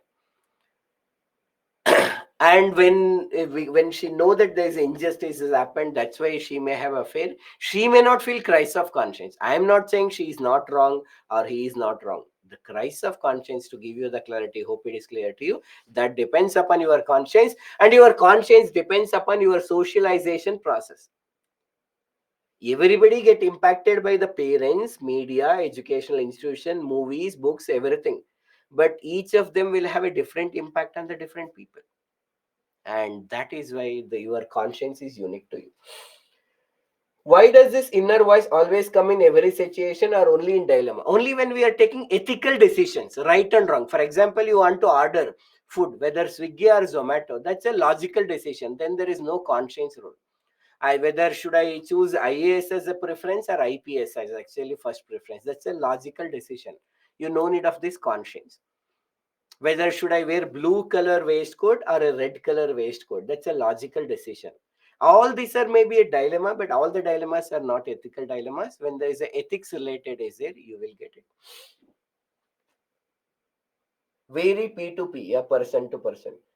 Yes, crisis of conscience is subjective, Himanshu. Correct. Hope the things are clear to you, and you are okay with this, clear with the words actually, these words.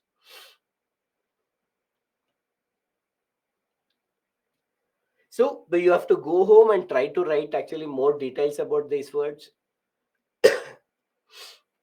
Now, these are the words that we have discussed actually. Make sure that you have some clarity. The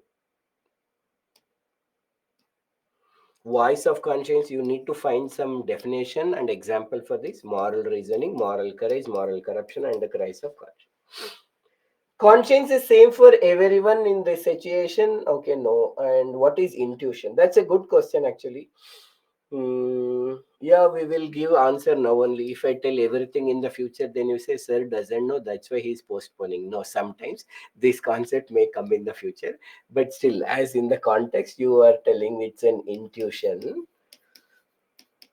See, this word intuition, we also call it as actually sometimes gut feeling. Sometimes it is a feeling. It is called as a sixth sense. People call it as sixth sense also. It is an ability to predict something, ability to predict or tell something without the proper logical explanation. Without proper logical explanation. I'm able to tell something actually. So, intuition, the word intuition is used in this context where a person is able to tell something, but there is no proper logical explanation. What does it mean? For example, that is only we have five senses. There is one more sense is it that people called as actually intuition or gut feeling. Now listen to me. What is this? Suppose I have actually just imagined this situation. I want to work in a particular company. I have applied for this company. First stage is cleared. Second stage is clear. Third stage, I'm very sure I'm going to clear this actually because I'm very good in this third stage level examination and all. I want to go. Today is the third stage interview is there actually. I need to go. But I'm feeling that actually somehow this organization is not good actually. It will not work to me actually. I cannot be good actually. I don't want, I will not progress in this company. Suppose I say to my brother will, why do you think that you will not? Give me one logical explanation why you don't want to do this job. No, there is no explanation. But this person strongly feels that actually there is something wrong is happening. Suppose I'm go talking to a person like just uncle actually. Everybody says he's a good person and everything, but when I go near to him and talk to him, I may get some negative vibes actually. So I somehow my things are telling that I need to maintain a distance from this person. I somehow feel that he is not a right person. And if somebody ask me, why do you think he is a bad person? Why? What he has done? Has he done anything? No, I don't have any logical explanation. In the same way, I may feel positive vibes towards somebody. I want to talk to them, interact with them more, but I don't know the exact reason. Like we may say today like India Afghanistan match, somehow I feel that actually Virat Kohli don't run score well. So other will say where it is RCB actually he was played for a Bengaluru pitch is happening, he will work well. But somehow I feel that today Virat Kohli do not score well.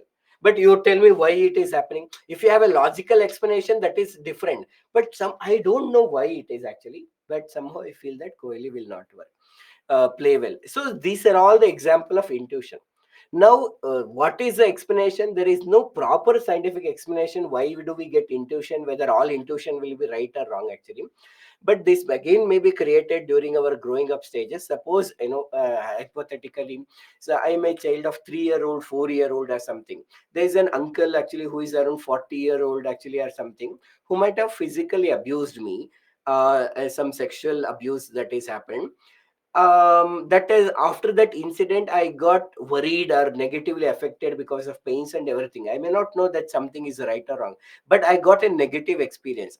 Now as a 25-year-old, I might have forgotten that incident, but my subconscious mind is able to recall all those incidents and everything. It has created some patterns, based on that it may give the decision. Whenever intuition says you something, you should not ignore it, you should not take it completely. Analyze why I'm getting negative wise, positive wise, why do I think so. It is also one of the point to consider to take the decision, but you should not blindly follow the intuition or anything actually. So in simple, it is an ability to tell something, or it's a process of saying something without the proper logical explanation to it. Sometimes institution is the best indicator for your future references. I think it is intuition you are talking about. Yes, so that's why I say intuition, if I'm getting something that has happened in my childhood, some people also associated with previous birth, because it is it is maybe continuing, but we are not sure about the previous birth, but from the childhood many things are happening. We may forget the actual incident, but it will process, and our subconscious mind is always working on that. Now it is like, suppose you are a frequent user of Swiggy and Zomato, and for the first time you go to Kolkata and you search for hotel, and they say this hotel matches 80% with your interest or 85%. So that how Swiggy know I am never went go to Kolkata, but it has observed the previous pattern, what kind of food I have eaten, and every time I have given a star rating 4 5 and everything. Based on that, all these data are stored actually. Based on that, it can predict, even though I'm going to Kolkata first time, what kind of food I may like, I may not like. In this way, subconscious mind is always working behind that. Consciously we may not aware of that. Based on that, it created a pattern, and that is how we take a decision based on the intuition. Never felt anything like this? Don't worry, Raghav, you will actually, you will may feel in the future. If you feel, you may get it actually, don't worry. In movie, people thought that their love one in crisis situation even before can be x of intuition. In movie, people thought that their love one in a crisis situation even before the movie. We don't know, like, okay, okay, sometimes we feel that something wrong happened to our parents or family members, we may feel that. That can also be the example of intuition. Something that you are feeling it actually, but there is no logical explanation. It may be right, may be wrong. That's intuition. Yes, I got it. Okay, friends, are we clear about these words? Okay, make sure you are present in the class. In the class, like, though you are present actually physically at all your homes and everything, but mentally all of you are associated with the class. Okay, yes, that's good. Let's we go further. Now, these sentences you no need to by heart or something, but we'll just understand some words associated with the word conscience. In our mythology, there is a character called Chitragupta. What is the role of Chitragupta?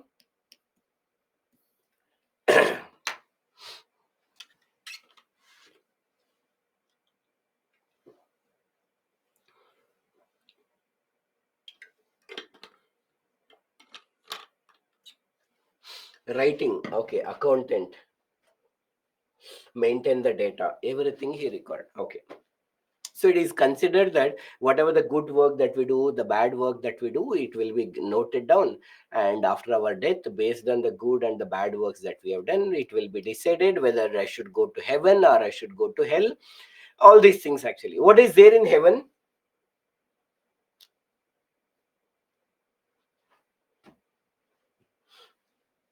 In heaven, we have a peace, we have a God. Ganesha has no idea. Shalu knows about it actually. It has happiness actually. Okay, good things are there. Angels are there actually. Okay. So from some understanding, okay, though we may not have gone to heaven, definitely most, none of us have gone to, but based on the videos or the movies that we have watched, the stories that we heard, actually, maybe it's a peaceful place actually, where Rembe, Urvashi, Menake, Tilottama are all dancing. You will get unlimited food, that this everything, no problems at all. Like this, heaven is there, and there is a hell is also there, where they give different kinds of punishment, everything. So now Chitragupta thought that, see, Chitragupta went to Yamaraja actually, and yes, says that, see, they are doing some mistakes in the Bolokam, but we are giving punishment later. They are doing some good work, we are sending to heaven later, but we need some amendments. We should have is then and there punishment only, then and their reward should also be there. So why can't we do some amendments or changes? So Yama also agreed, yes Chitragupta, you are telling right. And they went to the Brahma actually. So Brahma, they decided, after all this they have come to this decision. So now Chitragupta is no more in the different lokam. This Chitragupta is there within all of us, in the form of conscience. So that's why it is said conscience is a great ledger. Ledger means account book, where all our offenses are registered, booked and registered. Now our conscience know a very good work and the bad work that we have done actually. Suppose I cheated this Mr. A. This, whenever this Mr. A may not have the power to take a revenge against me as something, that's why he is keeping silent now. But I know, my conscience knows that actually that I've done a wrong to this person, cheated this person, manipulated this person. Whenever I see this person, I am feeling guilt. I am telling, Arey, ignore it. Somehow that happened actually. In that situation, I did not have any other option. I have done it. Let me ignore it. No. The more and more I say not to think about it, the more and more I am thinking about it. I am doing some crime. If somebody else may see, I may try to suppress that person, but I cannot suppress my conscience, because the more I think, thinking not to think about that, I'm again thinking about the same thing. It is a terrible witness. That is why you cannot suppress that witness. It threatens. Whenever I'm doing something wrong, our conscience will tell, see macha, whatever you are doing is wrong actually, don't do that, you may face negative consequences. We feel like somebody is saying to us, that is, it threatens. It promises us. Suppose whenever we are doing whatever is right actually, and doing, sometimes people may think that you are not in a right path. When I'm very clear about what is the right path and I'm going, it gives assurance. Other people may not understand whatever the good work that you are doing, but whatever you are doing is right, just go ahead actually. So it giving me a promise that I'm a right actually. Yeah, I have to go ahead. Suppose I consider, um, helping the poor people is good. I started working in an organization, I got my first month salary, then I went to an orphanage actually, sponsored one day meal to them actually. Now because of my contribution, they're able to eat very good food, actually tasty food and everything. Now because of me this is happening actually, I can feel like, I'm feeling like more joy. I want to share this actually. Somehow I'm feeling very happy on that day. I don't know why I'm feeling happy, or I know that why I have done that. It is giving me extra happiness. So this is the reward that I'm getting from the conscience. In the same way, when I've done something wrong actually, I'm not able to eat well, sleep well. Whenever I'm see myself, I'm getting irritated about myself. That is the punishes. So it is a conscience which threatens, promises, rewards, punishes, keeping everything under its control. Is really heaven exists? Don't know, Deep, actually. These are all beliefs actually. Now because you asked this question actually, let me introduce one more word. It is good. I'll come to this. What is belief? A belief is an inner sense of true or false. True or false. It is an inner sense of true or false. The belief can be irrational also. Now, whether there is a God or not, actually, that's a belief. It is an inner sense of true or false. If you consider it as a true, true for you. If it is a false, it is a false. Then if you say there is a God, then I should normally show, if there is a God, tell me where is God. Whether God is here, here, here, anywhere. So there may not be proper logical explanation, but you consider something as a true, and that is true for you. Heaven, hell, actually. So the concept of karma is also, if you do good, good will happen. If you do bad, bad will happen actually. There's always be a God who is observing me actually. All these are lucky number. All these are related to the belief. Same way, like Ayappa Swami, Makara Jyoti will be visible. Actually, that is a direct God is actually appear in the form of a light. Actually, that is a belief. The all the beliefs not necessarily scientifically true. They may not be necessarily scientifically true. Okay. Now you end up being caught, but the other person have not responded anything. We feel different, uncomfortable. What is it? You end up being caught, but other person is not responded anything. So we are done some mistake. I got actually get caught. The other person is not getting, or they are not keeping. They are keeping quiet actually, and we feel uncomfortable. So that is called uncomfortable only. Or it may be slowly we can slowly it may be jealous. I get caught, but other person is, see, if they are not get caught, that may be jealous. But if they are not helping me or something, we get irritated about them. That is not necessarily crisis of conscience. So it is just an irritation about the another person. Yes, spirituality goes beyond science. Everything cannot be explained in a science. That's what I said. So, okay, belief is clear to you. Belief is the inner sense of true or false. Actually, belief can be irrational. Because it is irrational, actually, try to have those beliefs which gives you benefits. There is one, whether God is there or not, nobody knows. Whether believing in God gives me benefits or it create a problems to me. I need to decide, and I can believe in a God or I may not believe in God. That is my choice. Okay, now let us we come back to this. So if conscience thinks once, it is a caution. If twice, it is a condemnation. So if conscience, when I'm aware I'm trying to do something wrong and it stings me, see man, whatever you are doing is wrong. You have to be careful not to do it. It is like a caution. I have to think seriously and try not to do it again. But if I doing again the mistake, actually, it is like a condemnation. Condemn means excessive criticism. It is like my conscience come out and say, what kind of person are you? Again and again you are doing the same mistake. So why do you even alive? So because of this criticism against our conscience is so bad, so irritating for us actually, many people go for a depression. Some people want to escape this actually. So same, like suppose I'm a government official taking bribe, it initially tortures me. Then I may come up with other explanation. Array, there is nothing wrong in taking the bribe. So because everybody is corrupt, even I am also corrupt. So or sometimes suppose I'm taking bribe, I may feel that I'm feeling guilty. Now what I'll do, I may go to an orphanage and donate some money also. Now so some because of me 550 people are happy. I'm not entirely a bad person also. Though I am doing bad to some two people, I'm helping 50 people. So I'm not saying it is right. So these are all the different ways the people do to come out of this condemnation of conscience or the crisis of conscience. So, or say, oh, let me go to Tirumala, Tirupati and donate some money. I'm not telling that all the people who donate are corrupt, but different places, whether Dharmasthala, Manjunatha, Kukke, Subramanya, or Ayodhya, or different places, let's say donate. So then we say, oh, I am also giving money to God actually. So I am not a bad person. Again, I'm clearly star mark, I'm telling all the people who donate are not bad people. Some people who are involved in a corruption, in order to overcome this also, they might donate some money so that they feel comfortable that okay, I am not a bad person, I am also doing good also. Okay, so if some people cannot face this, they may opt for suicide also because of the mistake they have done. Actually, they may opt for a suicide also. That depends upon the which mistake they do. Okay, if twice, it is condemnation. As a human beings, we have many things like we have a cowardice, the cowardness. Cowardness. So it is present within all of us. Before I do something, it will ask me, is it safe?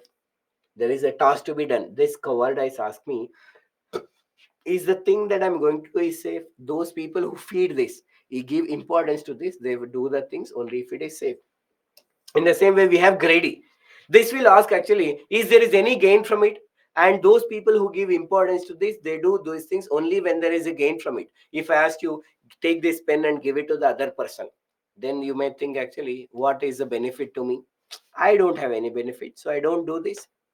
So please make a video on Odandurai. Then what is the gain, sir? Why I should do? You only do and show it to me. I don't find any gain in it, so I don't do this. There is a vanity. So this will ask actually, can I become a great person? Where okay, I am doing some good work. Is other people are observing? Is media is observing? Only then I will do the great work, good work or something. So in this way, vanity will ask. In the same way, we all have a lust within all of us. And this will ask, is there is any pleasure from it actually? Do I enjoy? Do I get a kick from doing this actually? Then we do this. How we have all of this? This is present in all of us. It's all about what is the proportions and combination that we have. How all these qualities are there. In the same way, we have a conscience also. This conscience will ask actually, is it right? Is the thing that you are going to do, is it right actually? And those people who are repeatedly involving in a bribe, are repeatedly taking bribe, are repeatedly involved in a corruption and the sexual harassment and everything, they've become deaf to the voice of conscience. Their conscience is telling that you are wrong, wrong, wrong, but they have become deaf to the voice of conscience. They become insensitive to its pricks. It is pricking, whatever you are doing is wrong, wrong, don't do this, but they have lost sensitivity to it. In Kannada we say mml made uidange. Normally, it is considered if there is a heavy rainfall also on buffalo, it will not make any impact. In the same way, this conscience is telling that it is wrong, wrong, wrong, but it is not making any impact. And they have become callous to its criticism. It is criticizing that you are a wrong person, but they have become a stone hearted that it is not making any impact.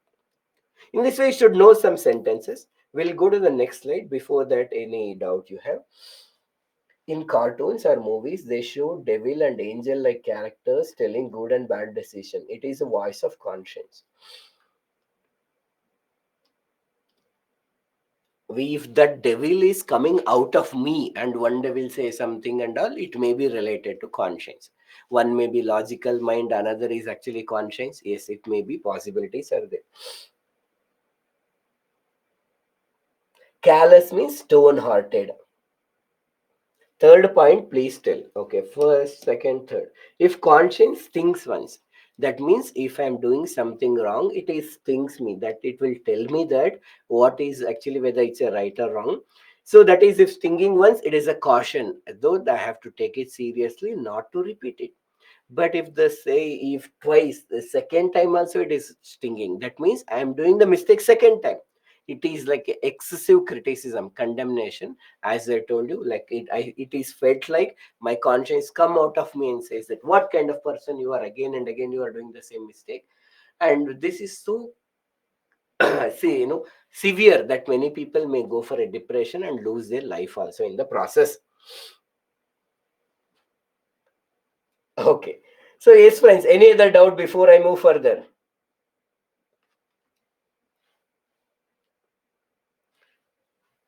We got caught, but that person against who we did wrong with and not have responded anything, we feel different, uncomfortable. What it is, we got caught, but that person against whom we did wrong with not have responded anything, we feel different, uncomfortable. See, I made a mistake. I cheated, Mr. A. I get caught actually. For that, the person who actually faced the problem is not responding anything, it's okay, but I made a mistake, I got the punishment actually. If that, because of that, if we are not feeling comfortable or uncomfortable or not felt happy or something, we should, that is nothing actually, it is our problem, we are thinking too much. Then that is the thing. From where we collect real life example of ethics. Deep, by attending our classes, you will get real life example of ethics. Wherever it is required, possible, we'll provide you. Okay, let's go further. See, there's one statement. It is given by APJ Abdul Kalam. With slight modification, will tell you. You can go to the exact statement.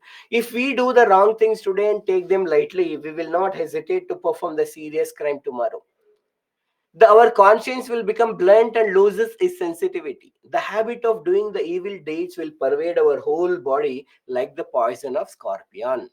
What does it mean? If I do some small mistakes, first time as a government official taking 500 rupees bribe, and it array 500 rupees chalta hai yaar, what happens with 500 rupees? These all should be ignored. Then 1,000 rupees, 20,000 rupees, 50,000, 1 lakh, 2 lakh, and it is causing so much of problem to the other people. We don't consider it is even a wrong itself. There is a documentary called India's Daughter, which is about the in which it has actually interviews of the people who are convicted under the Nirbhaya incident. Nirbhaya Delhi gang rape incident. So in that, many of those convicts, when the BBC has interviewed them, they are not even feeling guilt, and they say that actually we have not done anything wrong. That woman at 9 o'clock in the bus, why she has to go with another boy? Is that boy is actually her father? No. Her brother? No. Or it's actually husband also? No. Then with other people at 9 o'clock, 9 o'clock in the night, if a woman is going outside, we should teach a lesson to them in order to do actually protect our culture. We have done this. We have done many such great things like this. We have killed many other people. So one of the convict, if they say like this, that means they have conscience become blunt and loses its sensitivity. For any person, if you slap other person, scold only, we feel wrong. But these people, they're killing other people, torturing other people, but they're not feeling guilty actually. Why? Because of this reason. Go through this sentence. Whereas every person has a vanity, greed, lust. Yes, Shweta, everybody has it. But how much we have it? How much we feed? What is the proportions and combination? Now, in order to keep conscience upward, I may decrease this. All that is varies, but everybody has it. India's Daughter. There is a documentary which was banned actually, but may be available in some internet sources actually. India's Daughter. Daughter. Kuturu. Okay, so now with respect to ethics paper, whenever we discuss some topics, you are advised to visit this website called Briny Coach. There is a website called Briny Coach. In Google, if you type Briny Coach, you will get it. If you type ethics, you will get hundreds of quotes related to ethics, integrity, aptitude, attitude, all this actually. Now for conscience, you have to go through this actually. Now, after going through, you have to select those actually. First thing, you need to understand code. If you do not understand, don't worry. For now, you can ignore it. Slowly and gradually, you will learn. So after that, you should feel that when to use it appropriately, whether this quote is appropriate or not. Quotes are written by many people, but many times it may not be appropriate in for every person. For example, go through this quote and see there is one quote actually which is not so appropriate for a civil servant. Just go through this and see, can you find out some code which is usually not so appropriate for a civil service aspirant to write this code. In 90%, you should not write it. There's always be exceptions. Go through these codes.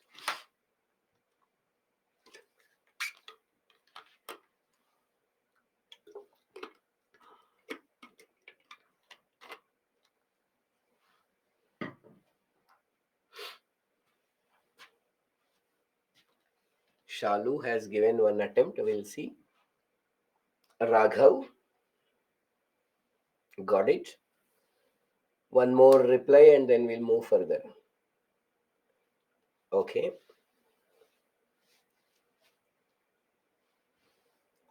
Okay, let's we see.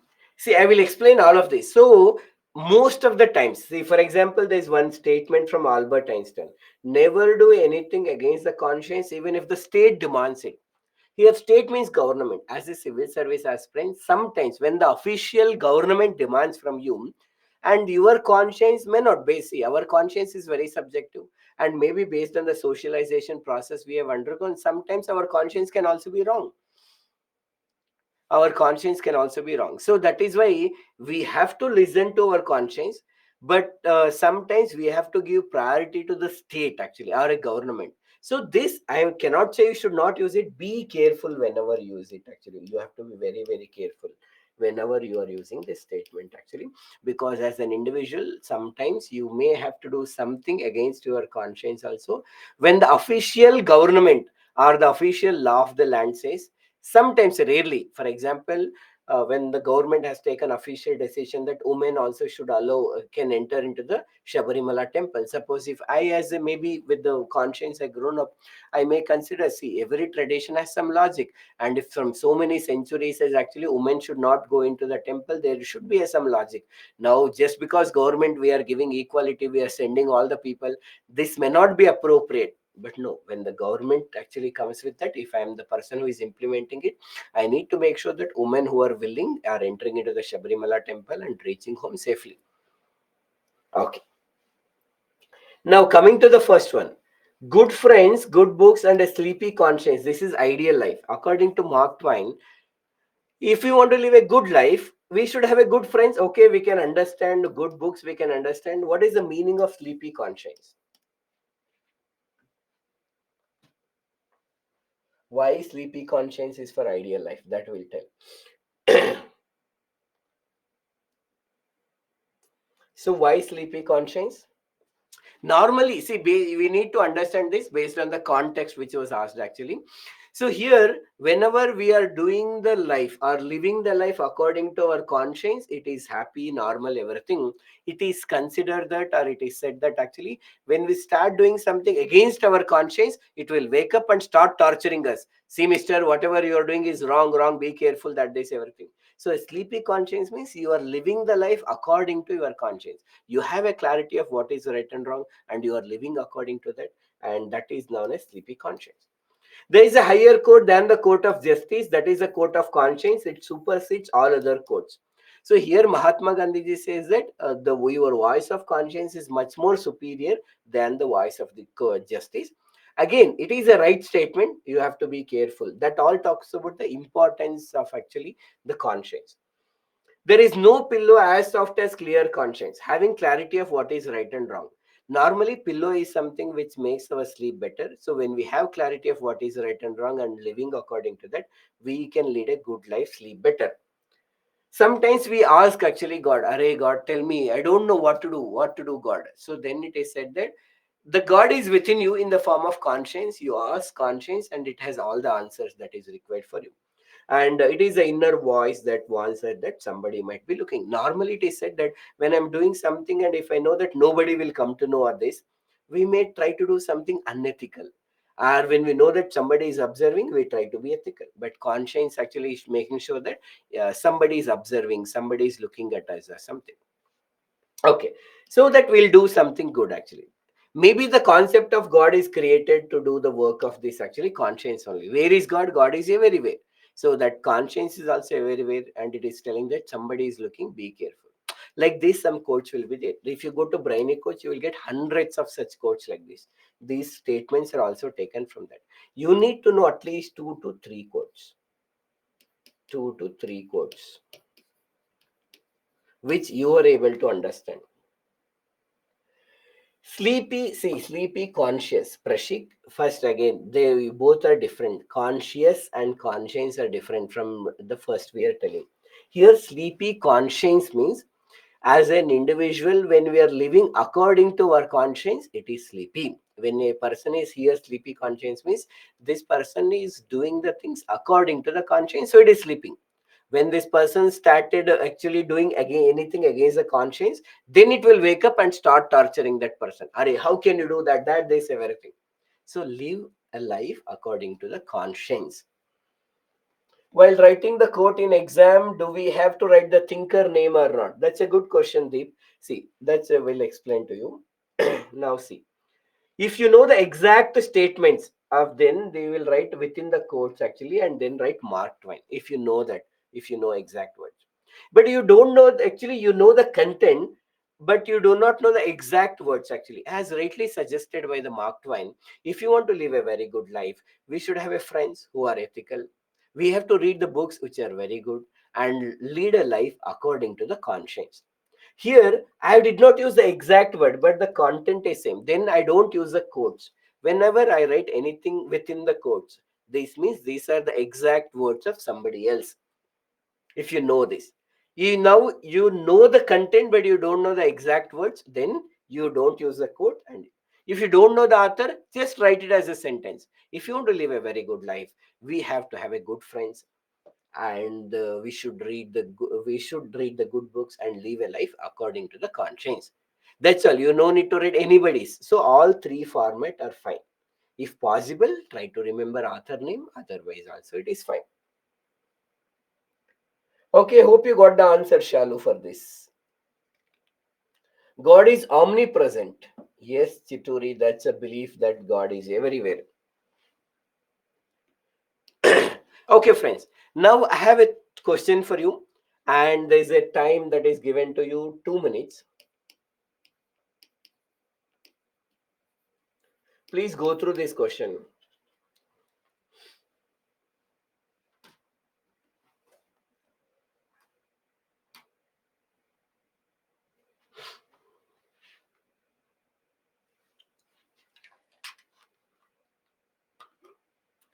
Try to find some key points related to this question.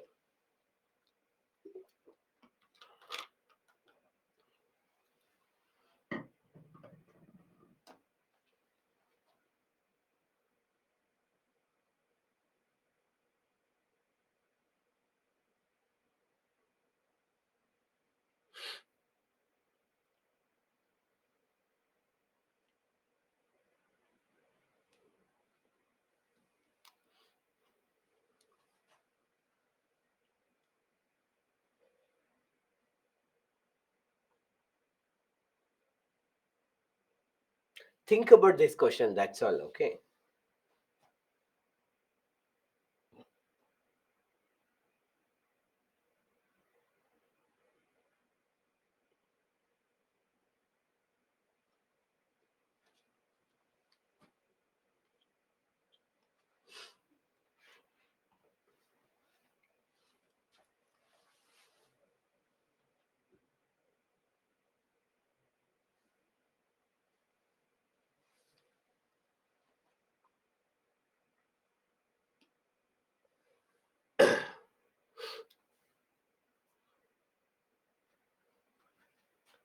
Good, good. Go ahead.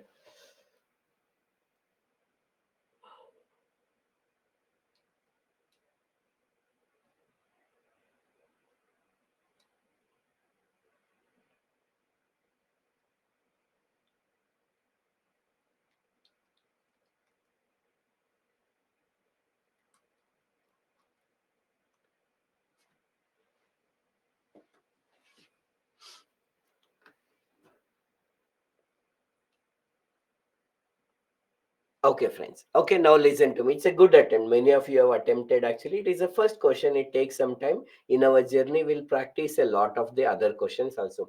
As it is the first question, we'll give you some key points to answer this question. So whenever you are writing the answer, first you have to write the meaning of this. See, the question is, what do you understand by the term voice of conscience? So in most of the questions in ethics start with what do you understand by. So they want to know your understanding. In the introduction, you can write voice of the conscience is the inner voice that guides us about what is right and wrong when we are in a confusion. When we follow the conscience, if we follow the conscience, it leads to inner happiness. If we do not follow, it leads to the guilt. This is can be your introduction. Now, somebody says, sir, give me model answers. There are no model answer. Even UPSC evaluators also do not get model answer. There is only basic expectation. So it is not a like if we give 50 people, 50 people may write the answer differently. All 50 can be correct. And don't go with this model answer. With these key points, you should be able to create the answer. Now, after that, what is the role of conscience in our decision making? See, conscience is an important guide for our decisions. There is no doubt whenever we are taking. But can conscience be wrong actually? Yes, conscience can be wrong actually. Because the way we program the process of socialization that we come across, we might be wrong actually. But as a civil service aspirant, normally you can observe yourself. So before you start preparing for this examination, and if you really study with the curiosity to understand the things, after 1 year after the preparation, there will be a great change in the way you understand what is right and wrong, way you think about the society and everything. Normally, first there is something called moral intuition. That is, instinctive moral judgment will come. The moment when I say this is right and wrong, okay, there's a girl at 10 o'clock going with another boy, we'll attack her. You might feel that. But you should not take a decision only based on the moral intuition. Like you can write, so conscience is an important guide in my decision making, but there is a something called intuition, a sudden judgment of what is right and wrong. I do not blindly follow conscience or do not blindly follow the moral intuition. I do the logical and ethical analysis of the consequences. Moral reasoning we have discussed. I do this logical and ethical analysis of consequences. I will understand the law of the land and the social values and take the right decision according to the situation. And take the right decision according to the situation. So, what is the role of conscience? I give importance to conscience, but I don't blindly follow conscience. నేను ఒక్కసారి mind లో fix అయితే blind గా వెళ్ళిపోతా. No, not like that. Once I fix in mind, I'll blindly follow. No, you should not follow it blindly. Do the moral reasoning and know the law of the land and social values, and then take the right decision. Now you need to create hypothetical example actually. In some situation, what can be the intuition that may guide? What is the moral reasoning actually? Like for example, there's an accident that has happened. At intuition we may feel that for me going to office is important. There is an some people met with an accident. Then we do moral and reasoning analysis, the law of the land, social values, everything. Then we take the decision which is appropriate to that social values and everything. So then we try to create an example. If you have difficulties, we'll see. And finally, towards the conclusion, so with greater power, what happens? With greater power comes greater responsibility. As a human being itself is a greater power. In the two, once a civil servant, it's a much more greater power. A knowledgeable person, one who has a knowledge is a power. With greater power, I know that there is a greater responsibility. Our decisions will have an impact on other people. That's why I'm open to learning. A person who should be open to learning. We should always be keep learning. We should never stop learning. And I will be learning from the experiences and keep improving my idea of right and wrong, so that my conscience will guide me as one of the important source of ethical decision making. These are the some key points that you have to keep in mind when you are answering actually, when you are creating the answers. So this is about today's class. Before we end actually, any doubts you have actually you can ask now, or you have to go through this entire actually ppts once again and see that actually if you have any doubt you can also ask tomorrow. Now with those who have attended, now we have taken 3 hours plus class actually. So those who have attended minimum 2 hours of classes actually, how was this actually? Are we going too fast, too slow, or is everything proper? Any changes that you expect, so that that will include it in the tomorrow's class. Can you tell about yourself, means studies and locality? Yes, Shweta, and during the last day we'll tell you. For now, it's my Srinivas. I do a life coach also. As a part of that, I've taken training related to neuro-linguistic programs, spiritual intelligence, emotional intelligence related courses I've done. I'm a faculty for ethics, integrity, and aptitude. For the last 8 years, I'm also teaching this along with some other works. With more details will be discussed towards the end of our classes. No change is required, so things are going well. What is the role in improving our decision making and alert before we take the wrong decision? Can we write? Yes, yes, Shalu, you can write it. Why adding moral intuition and moral reasoning? Yes, Ganesh. See, what we are telling is, the question is, what is the role of conscience in your decision making? Conscience is giving moral intuition. Intuition means able to predict anything without logical analysis. Moral intuition means able to tell what is right and wrong without the logical analysis. Array, this is right, this is wrong. A moral intuition is coming. But I don't blindly follow moral intuition. After getting the intuition from the moral, I do the ethical and logical analysis, and then I believe in the law of the land. I know the social values. Keeping everything in the mind, I take decision. This is the first class. Just try to create an answer. In the future, you will get more clarity about this. So, is everything fine? Last few comments, and then we'll end our discussion. Summary of the class in the last time. Please give the summary of class in the last time. That we'll do then again tomorrow morning actually. Okay, so Shalu, so please try to join at 6 o'clock so that you will get a summary of what we discussed. And it's what's your opinion? Is everything going well? Mahima says thoroughly enjoyed your class. Okay, thank you, Mahima. Thank you, Anshu, Shalu, Ganesh. So those who are decided to attend, anyhow you decided to attend our classes, no, try to log in at 6 o'clock only, so that you will get a complete class of this. Make sure that from 6 to 9:30 you are here actually. So if you log in at 7 o'clock, some basics were already taught. And this 15 module are interrelated. Whatever we discuss on the day one is important in day two. That's important day three and everything. They're all interconnected. So 15 days, try to attend 6 to 9:30 so that you will get a complete clarity about the syllabus. Still, you have to do many things, but with respect to understanding will help you.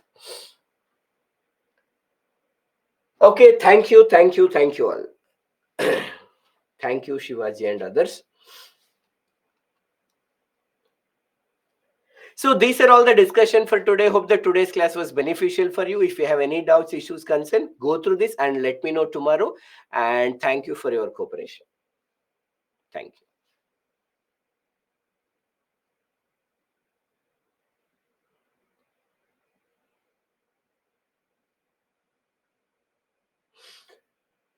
Emotions under control, Chituri will tell you in emotional intelligence. We may go through Harvard ethics videos actually, but not necessarily from examination point of view. To get more clarity, you may go through this. Okay, friends, don't worry if you have doubts. Tomorrow morning, 6 o'clock, I'll take. I'm very happy to take your doubts. Once again, bye bye. Take care.